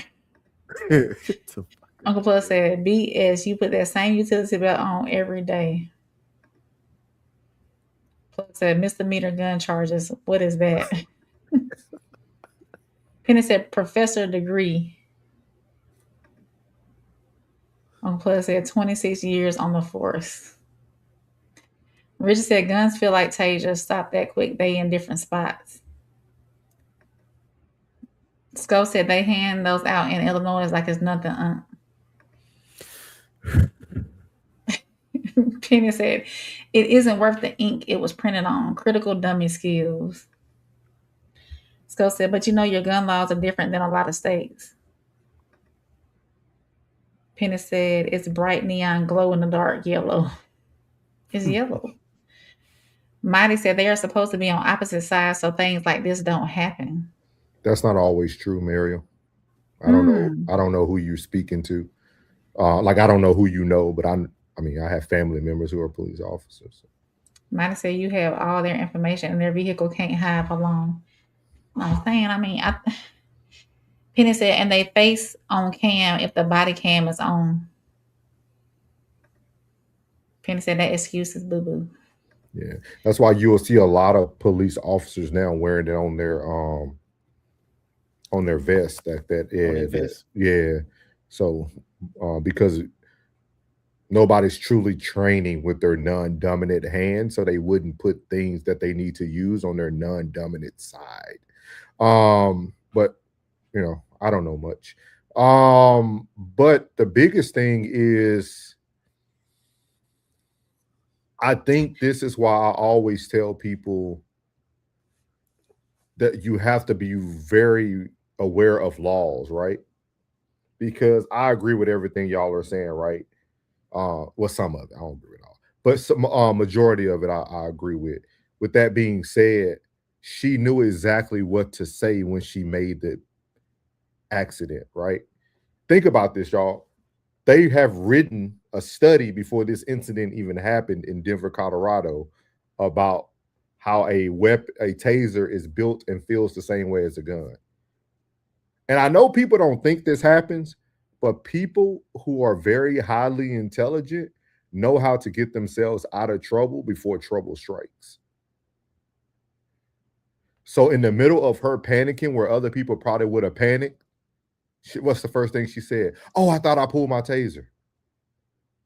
She already knew if I say it immediately, I can use it in the court of law. And now my attorneys can back. Like, it sounds crazy to people. Mm-hmm. But people like that, they are aware of what's going on. They're aware. And then somebody with 26 years, I wouldn't trust them to be on the road. 26 years doesn't mean you wore that every day. Y'all we just watched last week in Austin, Texas, police officers stand in the middle of a hallway. The chief was standing there with a cell phone in his hand instead of a gun. Like, your time on service the longer you're doing something, the less you actually do your job. I served 20 years in the military. My last 10 years, I barely did my job. I was in a leadership position. So the longer you're on the force, the longer you own the force, the less you do. I mean, that's just knowledge. The police chief is not out kicking in doors every day. So it don't matter that he been on the service for 35 years. He probably stopped putting his belt on every day for the past 15. Damn. So we gotta think about, again, I understand. Free check. It is. It really is. He said the study was funded by Blue. I put my life savings on it. Oh, yeah. Definitely. But definitely no excuse for that. But we're gonna move on to the second part of this conversation tonight, which is actually the verdict and outcome. This is where I think most of the questions should have been asked right here. Attorney Jeff Storms and Attorney Tony Amanucci. We have the honor of representing the parents of Daunte Wright and his family. They are very, very disappointed. They feel that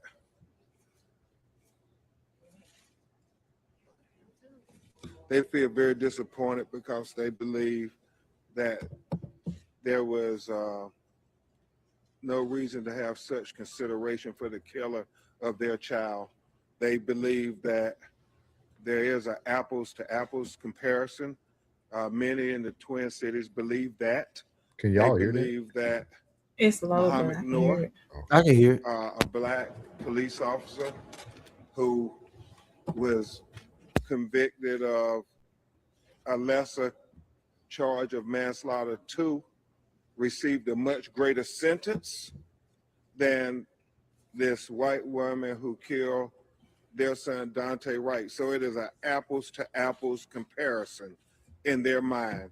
They believe that in their heart, and they just don't understand why there was consideration given to the white police woman who killed the young black man, and not consideration given to a black police officer who killed a young white woman. They are trying to understand it. We're all trying to understand it. What we see today is the legal system in America in black and white. And we continue to fight for equal justice under the law. It can't just be a concept, it has to be real. And what they believe today was their son did not get the consideration that he deserved in this matter. At this time, Attorney Jeff Storms, Minnesota's own, will address you briefly. And Attorney Tony Ramanucci couldn't be with us today, but then you will hear from the parents of Daunte Wright, and then we'll try to take some of your questions. So I apologize. This is an older film. I apologize if y'all couldn't hear because I could barely hear and I got my headset in. But that was Benjamin Crump speaking on behalf of the family.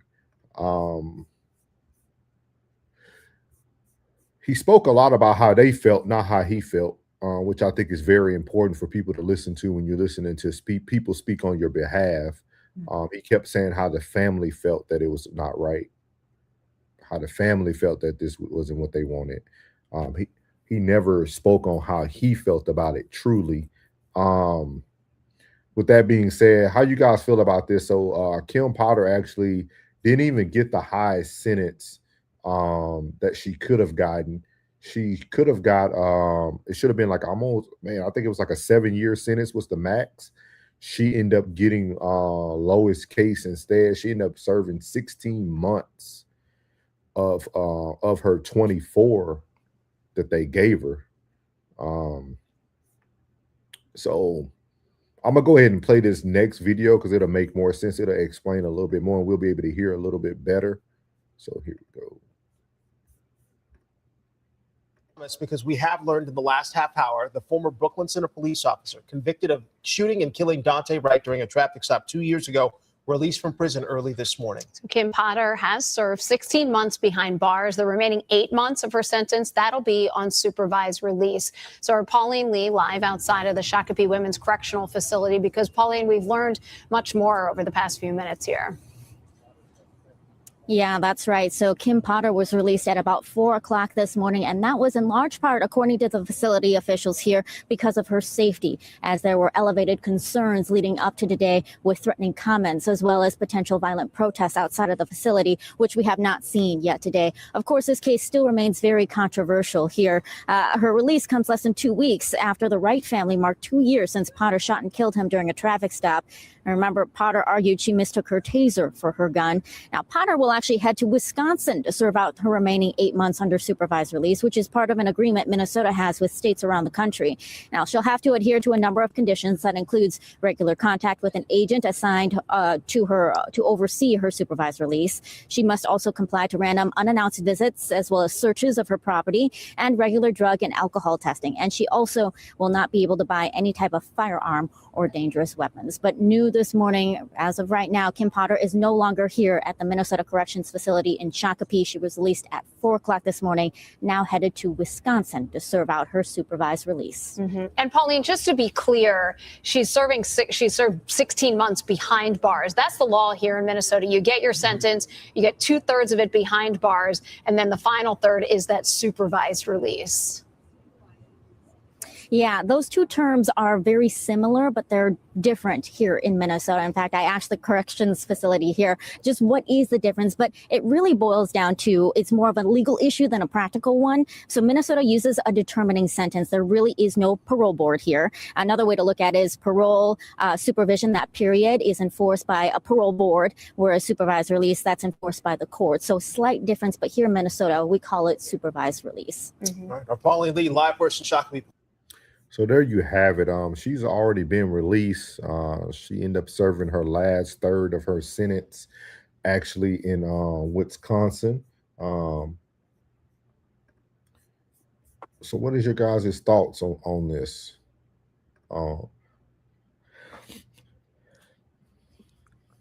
It's Rest in foolishness. peace, Dante.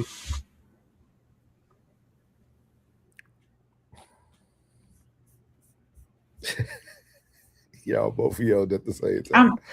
I'm lagging. I'm lagging on my end. Am I lagging on y'all? No, we can hear you. Nah, Y'all's in. I'm fine. lagging. Okay. Rest in Don't peace, y'all Dante. know that she? Yeah, rest in peace, Dante, for sure. But don't y'all know that she was using his story to at these places to teach other cops about dang, I'm lagging. Like I'm not lagging. de-escalation. Yeah, like de-escalation. Yeah, same thing Metcalf daddy doing in Texas. She partnered with Imran Ali, one of the prosecutors who helped prosecute her case, to give presentations to law enforcement groups about shooting and preventing similar weapons and weapon confusion incidents. No, you don't need to be doing that. You don't need to be. There was a lot of controversy behind it, so they ended up canceling one of the seminars and whatnot. But you don't need to be doing that. It's like you smudging, you rubbing it in the parent's face. Yeah, type. That's how I would feel. You using my son's incident to, they can learn somewhere else. You don't need to be teaching it because you failed at what happened. Let somebody else teach it. But I talked about this with, I don't know, I forgot the dude's first name. Y'all remember that Christie guy that got out of jail? Yeah. I was, man. You just took that from me. I'll be ahead. Tragedy into a paycheck. Yeah, I'll be ahead of all this stuff, man. I tell everybody, black people, we go on apology tours. White folks go on paycheck tours. I talked about this with the Christie. It was the same month that Jonathan Majors went on his. He need a Martin Luther King wife, a Loretta King, and he went and apologized to everybody for his incident, and he had mental health issues, and he wanted to talk to a counselor, and he wanted to do all these things to apologize to the black community. When this white man and his wife went to prison, did a federal time, and got out, and they were on TikTok the next 10 minutes getting rich and got a new TV show. We are the only people who don't use whatever happens to us as an opportunity to go out and just be who you are. We go on apology tours all the time. I can say this, Souls. Yep. Once you've paid, I want y'all to know, once you've paid for your indiscretion, when you've paid for it's over with. It's over with. There's no need to be feeling remorseful for what you've done. You paid your price. It's just like if you walked out of a store and you stole something, they say, just bring it back and just give us what you owe us. And then you can just go. Okay. Ain't no need to be out front of the store holding the sign, say, do not shoplift. You know what I mean? It's over with. It's a done deal. Once you paid your debt, that's what they call debt to society. Yeah. It's over with. So no longer will I be, I'm not apologizing for that. Man, this right here, this is turning tragedy into a paycheck. Yeah. You said it. And she didn't have to do all her time. She got chump change. Man, look, man, I know people got DUIs got longer time than she got for taking a whole life. Man, come on, man. Y'all better wake up. And she get to keep her pension too. Did she? Did she get to keep her pension too, Souls? Yeah, she did. Oh, that's sweet. Oh, that's just like that's like robbing the bank. Go and do your little 3-4 years and come out and keep the money. Yeah. That's sweet. But I'm trying to tell you, boy, it's sweet out here on y'all. But y'all better be y'all. But I'm telling you, better be mindful. It's sweet out here on y'all. Open season. And let me give y'all a timeline. I'm gonna tell you how quick things move when they want them to move. So this is the timeline for the criminal case. April 13th, Potter police chief both resigned. So they both resigned on the 13th. April the 14th of 2021, she was charged with second-degree manslaughter. September the 2021, the prosecutor added a first-degree manslaughter charge. Her trial began 60 days later, November 30th, 2021. December 20 December 23, 2021, the jury convicted Potter on both first-degree and second-degree manslaughter after about 27 hours of deliberation. She was taken into custody. February 18, 2022, that judge that we just seen on that stand, that Chinese lady, Judge Chu, sentenced Potter to 24 months, a downward departure from the state guidelines, which recommended roughly 7 years for a first-degree manslaughter. Chu called it a case of a cop who made a tragic mistake. The 24 months turned into 16 months where she served in prison, with the remaining on supervised release, plus a $1,000 fine and credit of 58 days already served. May 2023, Potter was released from prison after serving her 16-month term. Minnesota attorney Ellison, who prosecuted the case, publicly stated he would not appeal the sentence, despite prosecutors having. Yeah, I wanted y'all to hear this part. See, they try. So the family and them tried to get them to appeal it and take them back to court to argue a longer sentence. But the judge in Minnesota said no. So then the civil case, June 21st, 2022, the Wright family reached a $3.25 million settlement with the city of the Brooklyn Center. At that time, the third largest civil rights wrongful death settlement of any kind in Minnesota history. The settlement was paired with a non-monetary commitment. The city guaranteed reform traffic policy. Y'all remember this part. It's going to be very vital. The settlement paired a non-monetary commitments. The city agreed to reform traffic stop policy, limiting stops for equipment-only violations, and two new officer trainings to de-escalation, implement bias, and weapons confusion.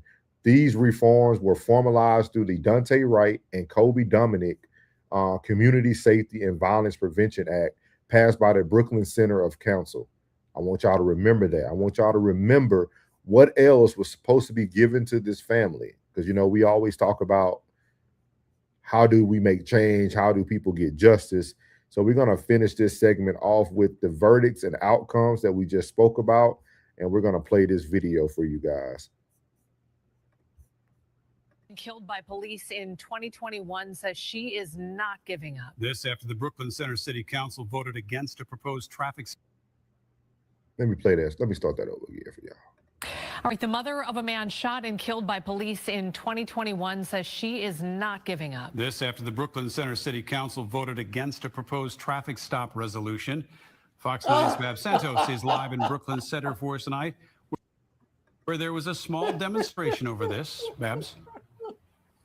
Even before the demonstration, we tried to get interviews with city leadership today, but no one would make themselves available for an interview to talk about all of this, while people were gathering here outside of the police department, claiming that the city was violating its settlement agreement. You can't hide. You voted to kill Black lives. Fallout continued in Brooklyn Center on Tuesday night after a 3-2 Monday night city council vote killed efforts to change police policy and training around traffic stops. My son's been dead for 2 years and 9 months, and you guys say no to a policy that's going to protect people? Daunte Wright's mother, Katie, says the changes were promised in a $3.25 million settlement with the city after then police officer Kim Potter killed Daunte almost 3 years ago. They're cowards, complete cowards that are not wanting change. They bamboozled us.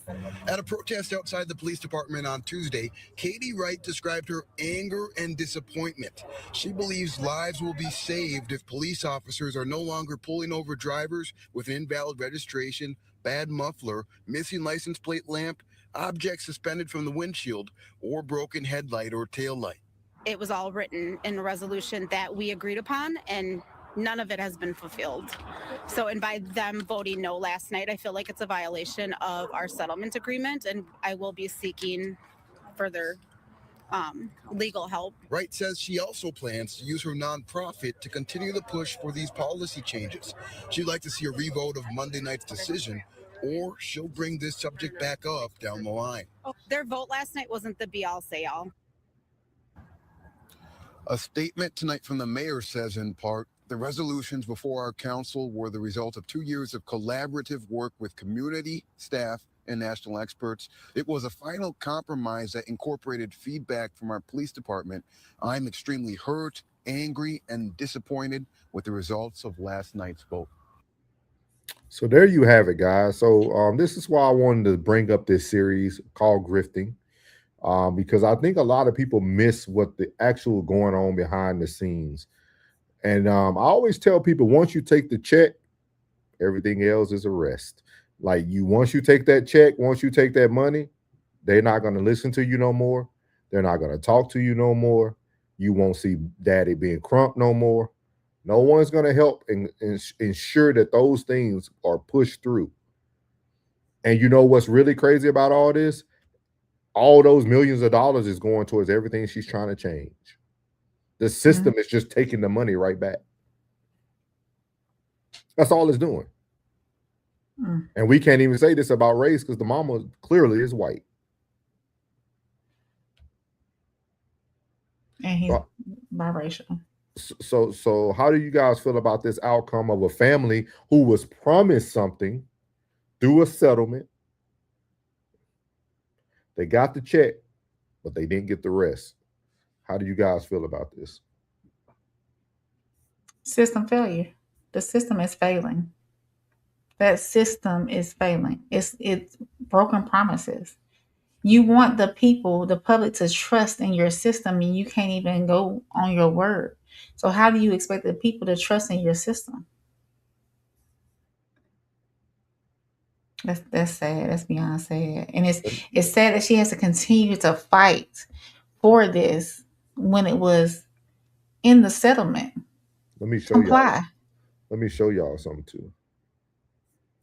This is why I keep telling everybody, everything is very important. Even the mayor who denied her is minority.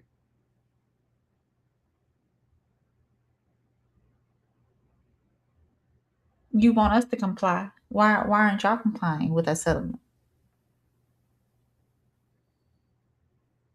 This is Mayor right here, Ms. Graves, who said 2 years of collaborative efforts.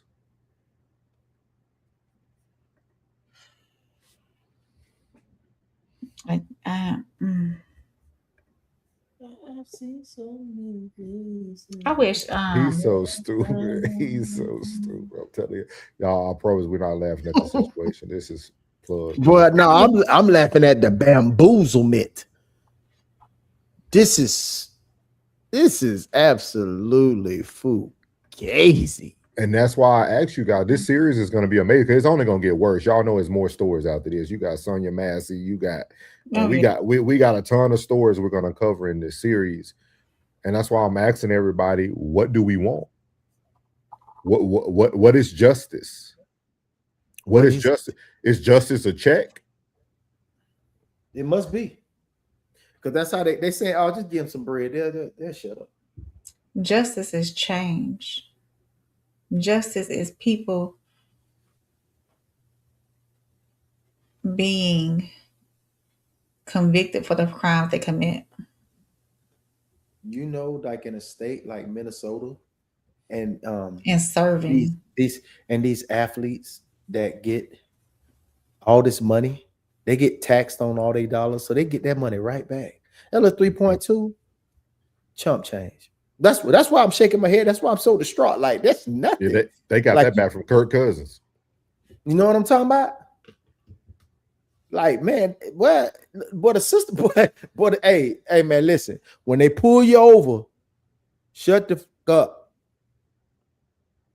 for your safety and your families. Just go on, get that little punk ass, sucker ass ticket, and go on about your business, man. Can I ask y'all a tough question? Do you feel families should stop taking the money? Ooh, now that's a tough. I'll take that money and put insurance policies on everybody in my family. So you taking the money? Okay. What about you, Rain? Taking the money. You gotta get the bro. You gotta get some kind of retribution. God damn, you know they ain't gonna act right. I would take the money, but with that, like the mother, she has a nonprofit. I would use that money towards whatever we need to do to help put change in place. Penny said, no. Shit. I mean, it's there's so much that and it's sad that this mother has to advocate for this. But you know what's unique, and these are things that we don't talk about, right? We don't educate each other, right? So this is a mother who lost her child, who got paid a settlement, who was promised things in the community, right? But her first mistake she did was start a nonprofit, because who funds a nonprofit? Taxpayers. The government. The same people that you are asking to change laws with are the same taxpayers who are handing you over thousands and millions for you. And this is what I'm saying. Like, I don't think we think, and I understand, y'all. I'm not saying I'm Tuesday morning. I'm what they call it Monday morning quarterback, and that's all I'm doing. I watch the game Sunday, and I'm telling you everything the quarterback should have did Monday.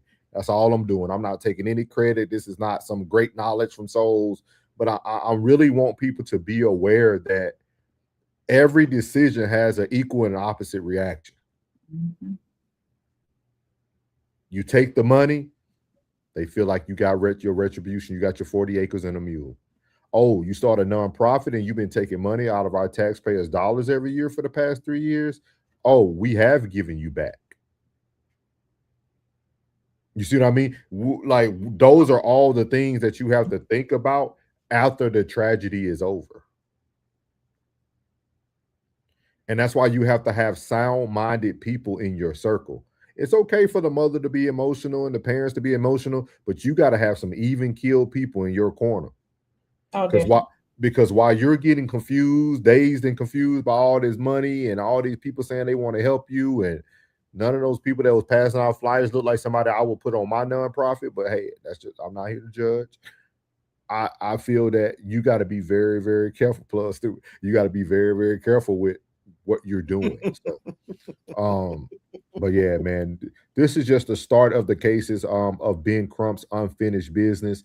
And I think it's something that we really have to start thinking about is every time that we lose a life, what do we want justice to look like? I think that's the number one question we have to ask. Is it just evidence? Is it someone doing jail time? Is it the money? Is it this like what is it? What is it that we truly need?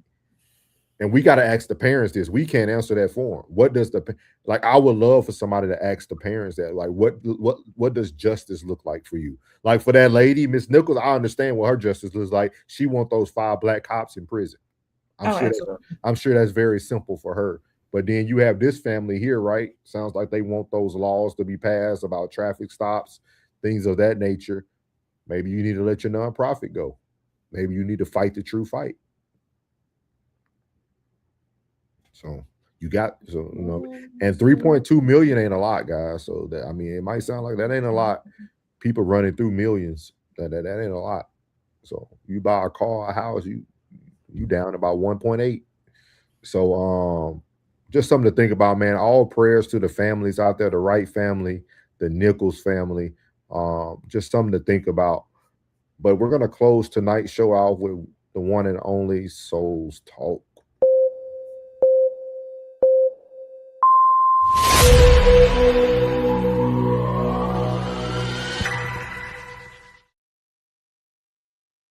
Awesome. We will get to all the comments before the end of the show. We have not forgotten about you guys. Just don't want to hold y'all up too long. We already took up 2 hours of your time. So we're going to talk about grifters. And this is the video that we're going to play to kind of talk about it. And then I have a beautiful art to show you guys. I'm not about to like what I'm about to say. And that's cool. But grifters are one of the worst things that happen in the Black community in the 21st century. I'm not saying this to be put on a pedestal. I don't need applause. I'm only saying it because it's real. Because when you look at the data and the wealth gap, the business survival rates, the home ownership rates, the marriage rates, the overall condition isn't where it should be, in my opinion. Then you come online and it's grift after grift after grift after grift. We got relationship coaches who aren't in relationships, real estate mentors who don't do real estate, entrepreneurs whose only business is selling courses about entrepreneurship, pro-black voices scamming other black people, religious influencers monetizing their faith more than actually living in it, people constantly telling women, don't date a man if you make this kind of money, like that's universal wisdom. People telling others to quit stable jobs while their own stability comes from selling motivation. Meanwhile, real people are losing real savings, getting evictions, quitting jobs without a plan, and destroying stability chasing the image. This is not about attacking entrepreneurship or attacking self-improvement. It's really only about exploitation. And I think it's so important in these times for people to understand that degrees still matter, licenses still matter, certifications still matter, track records still matter. It's important to stop buying into aesthetics without seeing any evidence. If someone is teaching love, verify that they have love in their own life. If someone is teaching business, teaching love, it's important to stop buying into aesthetics without seeing any evidence. If someone is teaching love, verify that they have love in their own life. Licenses still matter. Certifications still matter. Track records still matter. It's important to stop buying into aesthetics without seeing any evidence. If someone is teaching love, licenses still matter. Certifications still matter. Track records still matter. It's important to stop buying into aesthetics without seeing any evidence. If someone is teaching love, verify that they have love in their own life. If someone is teaching business, verify that they actually made money from running a business. Confidence, it shouldn't come from buying into someone else's illusion. Discernment isn't hate, accountability isn't betrayal, and verification isn't negativity, it's maturity. And if we actually care about the community, it's time for us to raise that standard. So there you heard it, man. I thought that was very articulate how he placed that. And I also wanted to give you guys the exact definition to what is a grifter. I know while me and Rain was on live last week, somebody was stating this in the comments. And, you know, I feel like we always owe it to you guys to educate you so that black people especially can stop calling other black people grifters. So here's the actual definition. What is a grifter? A grifter is a con artist or a swindler. Someone who gets money or property. Let's read that again. Someone who gets money or property from people through fraud, lies, and clever tricks rather than by using physical force. Instead of stealing directly, a grifter manipulates trust so that a victim willingly hands over their cash. So when you think about this, there's no way that Souls can be a grifter. I don't say nothing y'all niggas want to hear from a nigga. I'm out of the equation.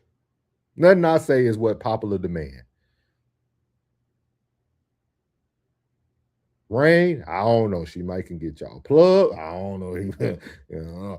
But for Souls, nah, I'm even keel. The core characteristic says deceit over force.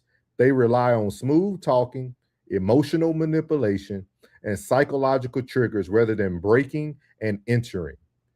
Again, we spoke about this on our town hall. I told everybody who was watching our show, be careful for people who use the emotional triggers to get you to super chat, push a like button, click a follow. Those emotional triggers are deceit over force. The next characteristic, a small to medium scale. Some run large investment schemes. The term often applies to petty swindlers, fake psychics, or carnival tricksters. Not really anybody in this area. Yeah. The next one says, the last one is exploiting trust. They act friendly, authoritative, or helpful to lower a person's guard before executing the scheme. Damn. So I'm gonna bring you guys back to the deceit part because it's gonna make the exploitation makes a lot more sense for those who are watching tonight. If someone is always trying to hit you with the emotional triggers, say the things that make you want to respond, that person is helping you lower a person's guard to execute the scheme. When people Damn. tell you things that are unpopular, they can't be a grifter. You could try to make it seem like they're a grifter. You could try to coerce other people to feel like this person's a grifter, but you can't be a grifter if they're even keel. If I'm not saying what the masses are saying, or whoever might not be saying what the masses are saying, it's no way they're grifting, because the money comes from grifting. I've never heard this terminology before. I've heard of bullshitter.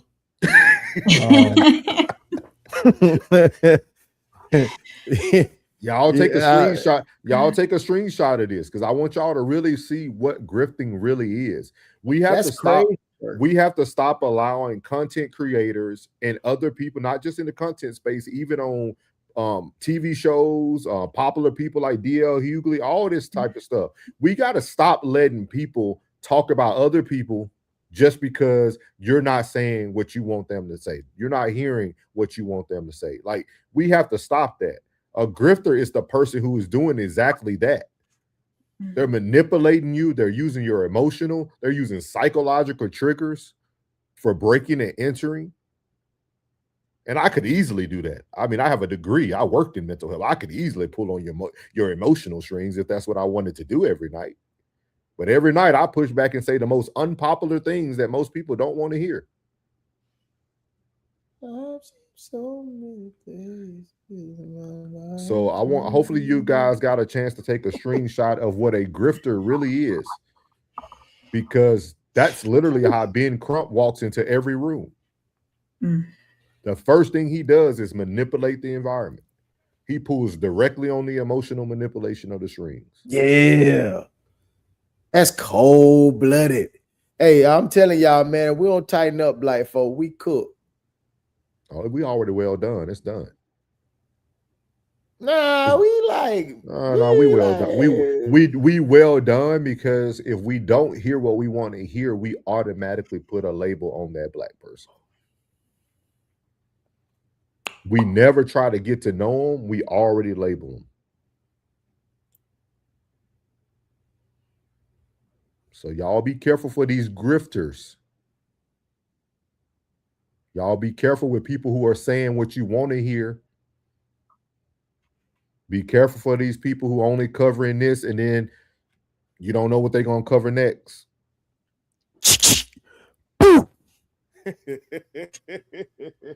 One thing you can say about No Middleman, we cover what we cover and we move on. Yeah. We provide a series of education. Some nights we might get thousands, some nights we might get a few hundred. But at the end of the day, we stay true to who we are. We are not grifters over here. Yeah. So what is y'all thoughts about what a grifter is after seeing the definition? You ain't getting none out of me after what you just did. What you say, Plug? I didn't hear you. He told me you ain't getting that out of me. None of me after what you just did. No, I never knew what a grifter was until being in this content creation space. They said grifter. I think I heard it like earlier this year, whenever everything was going down with Lil Dog and all them on that side over there.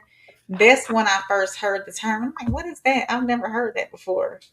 So, and then you breaking it down here really put it into perspective of what it really means. And I think a lot of content creators too get that term thrown on them just because they're covering a situation and moving forward. No Middleman, we might cover things, but we're not sitting here for clicks and super chats, because we could have said all night long, hey, y'all send a super chat.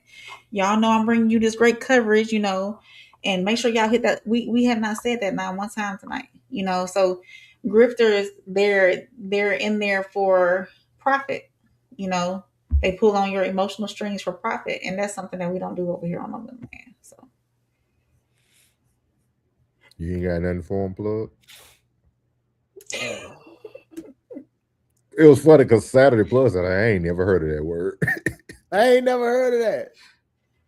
I hadn't heard of it until being in the content creation space. I've never heard of that word, like to sit here and hear and then read the definition as it's being spoken.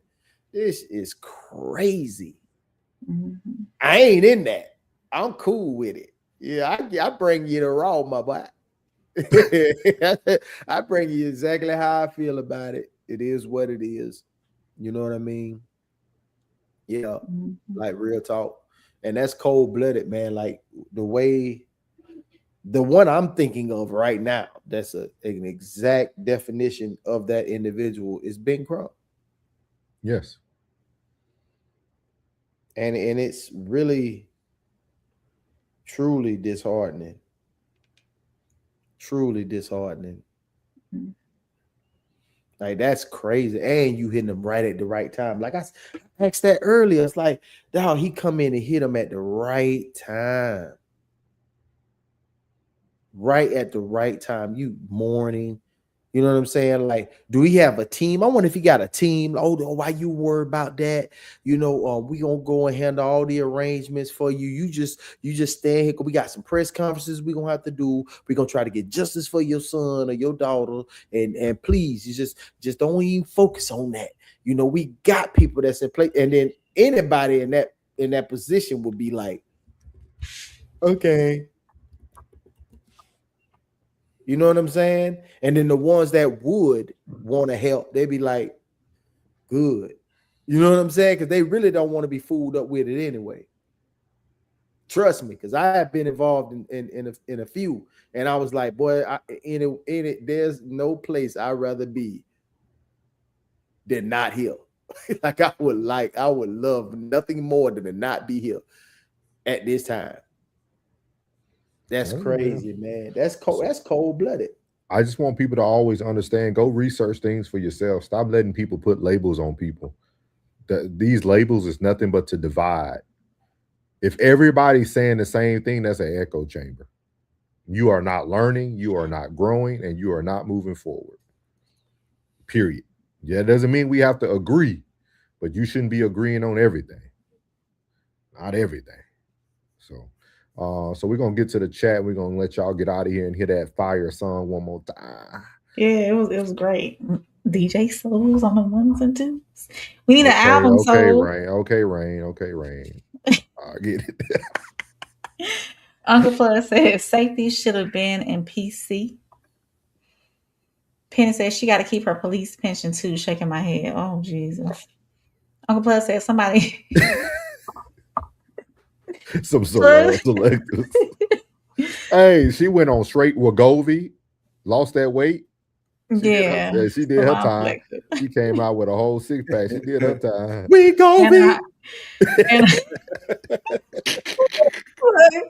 I wasn't expecting it. He said that a hot cold. And he said she just gets to go home. Outstanding. Well, thank you, Minnesota. Sco said they look at all black males as a threat. Mighty said that is a shame. She should have gotten 35 years. Yep. Penny said, I want my taxpayer money back. Plug said, turning tragedy into a paycheck. Penny said, motivational tasers, usage speeches. Penny said, and probably became a consultant linked to a nonprofit funded by Baloo. Man, Penny knew it before you said it. Yeah. Penny said, that's the playbook. Message. He said, but we can't hire black felons to sweep grocery floors. That is crazy. Penny said, she say she's suing because they violated the settlement. Oh, please say she's suing. Penny said, no, y'all bamboozled yourself by trusting them. Yep. Penny said, Rain. Get your sister. Penny said, but you're trusting the system to own up to a settlement after they unalived your kid. How dumb does that sound? Don't do that to him, Penny. Don't you do that to him. Skull said, I probably wouldn't have settled. I would have tried to see if we could get her more time and all of her pension. Yes, sir. Ooh, that's smart. Sense. That's smart, Skull. Mm-hmm. Mighty said, justice has absolutely nothing to do with money. You got to tell the people that. Marty. Penny said, we want to be victimized some more if he keep believing the same system gonna save us and help us change it. Penny said, no. Skull said, yes. Penny said that nonprofit is giving the money right back to the city. See? Marty said, I will take that money and put it back into the youth in my area. Mm-hmm. Skull said, I don't want anyone trying to cash in on my timely demise. Big facts. Miss B says she's still here just cooking steaks. Yeah, what's up, Miss B? You're not sharing? Skull said cash in. Yeah. Marty said change, equality, prison time for the ones who have committed crimes. Penny said, Souls, you forgot taxes. Soul said 600K. 600K left. Yeah. Penny said they got away with $5 and a Sizzler's coupon. We going to Sizzler. Skull said either everyone in jail or everyone in a body bag, all alleged for content creation purpose. Hey, Skull said pick one. Pick one. Mm-hmm. Penny said that paperwork only matters if you can get in the room to make change. Just because you have degrees and licenses does not mean you can get into these rooms. And I want to say this, and I'm not trying to offend nobody, especially you, Rain, but I want to say something to y'all. Y'all white women got to be careful with who you choose to procreate with. Oh. No, because yeah, that stuff is looked down upon, even in the government as well. Mm-hmm. Like they looking at her as like, oh, she just a piece of white trash who married a black man, and now she want to say that her black son got killed. Like that's how they looking at her. Like when you see them in the back of that press conference with Ben Crump, and you got another white dude or Hispanic, like he got a tattoo on his forehead, and they looking at her like she the lowest scum of the earth. Unfortunately. Yeah, everybody being stereotyped now. Penny said those people are still bought and sold just to get into those rooms. Mm-hmm. Penny said defamed. Oh, I-90 I-90 West. I wish he was here earlier. He's a LEO. That would have been a great conversation. Make sure you go back. I-90 said, I agree. He ain't Johnny. I-90, make sure you go back and watch the first part of the show if you just getting in. Law enforcement officer. Oh, don't. Law enforcement. Mm-hmm. Oh, okay. Penny said grifting, aka running game, does that help? Penny said pimp down, pimp in the streets. Mama V or Mrs. V, Mrs. V said those emojis. She said 100 in the fire emojis. And Mighty said she's laughing at Penny. Penny said like and subscribe, not to be grifted. Skull said facts, souls. Jelly. Penny said I'll say it for y'all. Skull said we need to stick together and stop fighting and killing one another, but I don't see that happening anytime soon. I appreciate you saying that, Skull, for sure. Penny said grifted in white people's terms is a con artist. Yes. Mighty said don't forget Al Sharpton. And Penny said it's just a legal long con. Mm-hmm. Mm-hmm. Skull said they've been calling Ben Crump that for the last few days in classic chat. Supermax says sons and grandsons calling, but still here also. Appreciate you. I know. Yes, and Supermac, man, I want to say appreciate you, man. He reshared every video they dropped today, man. So shout out to Supermac, man. I appreciate you taking the time out to rewatch and reshare, man. Means a lot. Yeah, absolutely. I say you the mother man. Yeah, he reshares a lot of our stuff. We really appreciate it. Supermax said Leo season my daughter 21 today because yesterday 15th, yours truly. Okay, man. Happy birthday, man. Happy belated birthday as well. Blessings, big blessings. I-90 said, okay, I'll go back. Yeah, let us know what you think, I-90. About the Memphis police officers. Mm-hmm. Yeah. So we appreciate everybody tonight who stayed along to hear about what we had to talk about, man. We're gonna do another part 2 of this. Might be a part. It should be able to do it in 2, I think, if I'm not mistaken. So it should be a 2-part series. If anything drops that we feel is vital for y'all to know, we will talk about that tomorrow. If not, we'll do part 2 of the grifting series. But I do want niggas be showing off. Right in the middle of your speech, man. I'm telling you, boy. Well, I'm telling you, boy. I'm just telling y'all, boy. These grifters, boy, they do not stop. He got 35 angles in there. 35 angles. Now I gotta go buy another camera. I do it. Upgraded studio. Yeah. He done came over to the crib and said, "Oh, he got this many cameras. I'm getting 15."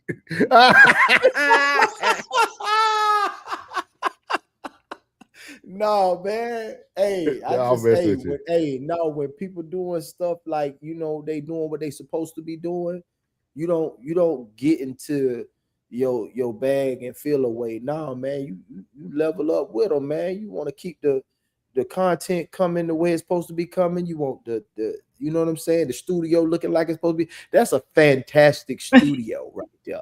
If y'all don't know, my boy got a real mean setup over there. You dig?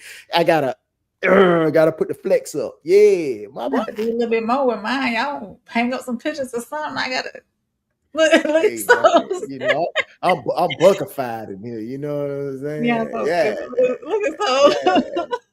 Yeah. I don't like how he's flipping them things that fast like that. Okay. God, go ahead, Ray. Close out the show. Go ahead, close out the show, man. Nah, that's fine. Nah, that's super. Yeah, that's fly, I like you see all that back there. He said, "What your pocket?" He said, "Watch your pockets, fam. Tell them, hey, Penny, they coming for yeah." I ain't gonna watch them. I'm gonna put something in them. You know what I'm saying? I ain't gonna watch them. Put something in them. Hey man, here, I old school used to do. They just grab your pocket. Like, what you doing? They just shove something in there. Hey, one thing I'll tell you right here: when one eat, we all eat. So we ain't gotta worry about that. Rain. We gotta get rain. We're gonna get rain situated too. Oh yeah, of course. We're gonna get rain situated, man. Big place, baby. That what we doing. We do a big place now. You know what I'm saying? Yeah. Wait till the sports season starts. Go ahead, Rain. My bad. Yeah, so silly. So before I officially close out, make sure y'all hit the subscribe button, like this, share it with somebody. Make sure y'all come back tomorrow night for part 2 of this series that we got going on. And tonight was never about, and thank y'all too for staying with us. The numbers been jumping all night, so thank y'all for staying with us the whole conversation. We appreciate y'all being here. So y'all know what? I love y'all so much. Y'all have made my year. For real. I have not smiled this much in a long time. Y'all have made my year. Tonight was never about saying that families shouldn't receive compensation. No amount of money replaces a son, a father, a brother, a human being. The deeper question is what happens after the settlement, after the press conference, and after the country finds its next controversy. Because justice cannot simply become a cycle. So why'd you do that? Death, outrage. Let me cover y'all up. Hold on, y'all. Death, outrage, protest, settlement, repeat. At some point, we have to determine what outcome we're actually demanding. If we say we want reform, then measure the reform. If we say we want accountability, then define accountability. If we say we want safer communities, ask whether our communities become safer. If we say we're fighting racism, ask whether the conversation brought people closer to understanding or simply made everyone choose another side. Because a movement without a measurable destination can continue forever while accomplishing very little. And that's where the phrase acceptable losses becomes uncomfortable. Not because anybody openly says these lives are acceptable losses, but because when the same tragedies continue, the same outrage follows, the same money is paid, and everybody eventually moves on. The system can begin functioning as though the losses are simply part of the cost of doing business. And that right there should disturb everybody, regardless of race, regardless of politics, regardless of what side of the argument you occupy. Tyre Nichols should not simply become a chapter. Daunte Wright should not simply become a settlement figure. And families should not have to watch the world turn their worst day into a national movement only to discover that eventually America moves on. So before the next protest, before the next hashtag, before the next attorney stands behind another grieving family, ask the question first: what are we fighting for? And once we know the answer, demand something that can actually be measured. Because if there is no destination, there is no victory. And if tragedy simply becomes something we mourn, monetize, settle, and eventually forget, then we have to confront an even harder possibility. Have we stopped preventing losses and simply learned how to accept them? That's the unfinished business after the headlines. Everybody remembers the headlines. Everybody remembers the name. But when the cameras leave, when the hashtags stop trending, who stays long enough to see how it ends? Verdict, sentence, settlement. Criminal court, civil court. Same tragedy, different lanes. After the headlines, after the lights, after the cameras disappear in the night, everybody spoke when the story was hot. But what happened after? Tell me what we forgot. After the headlines, follow the file.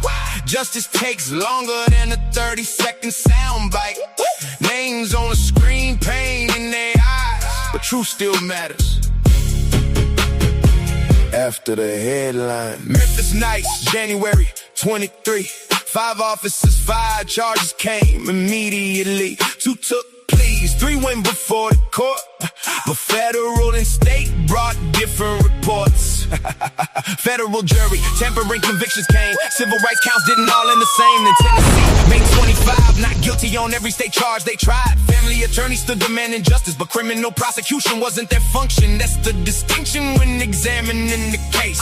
Who filed civil claims and who prosecuted the state case? Outcomes, 2-part show. PDF. After the headlines, after the lights, after the cameras disappear in the night, everybody spoke when the story was hot. But what happened after?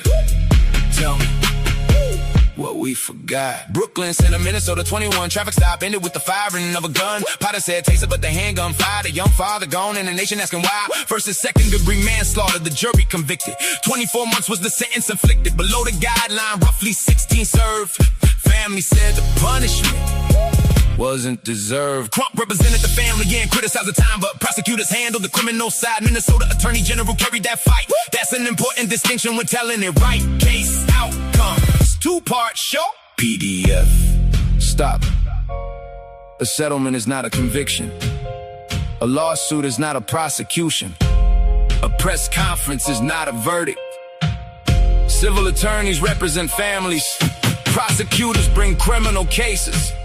So before we decide who delivered justice, ask who prosecuted, who negotiated, who filed, who won, who lost, and what actually changed. After the headlines, open the files, go past the cameras, the speeches and trials. Don't give me a slogan, don't sell me a side, give me the record, let evidence decide. After the headlines, where are they now? Who faced the jury? Who made it out? Who got convicted? Who walked away? What did the family receive? At the end of the case, Tyre Nichols Daunte Wright. The names became headlines. But we're not stopping at the headline, because emotion may start the conversation.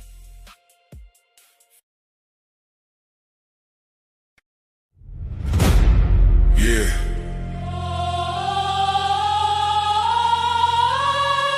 This ain't no handouts. No shortcuts. No middleman. No middleman. No middleman. No middleman. No middleman. No middleman.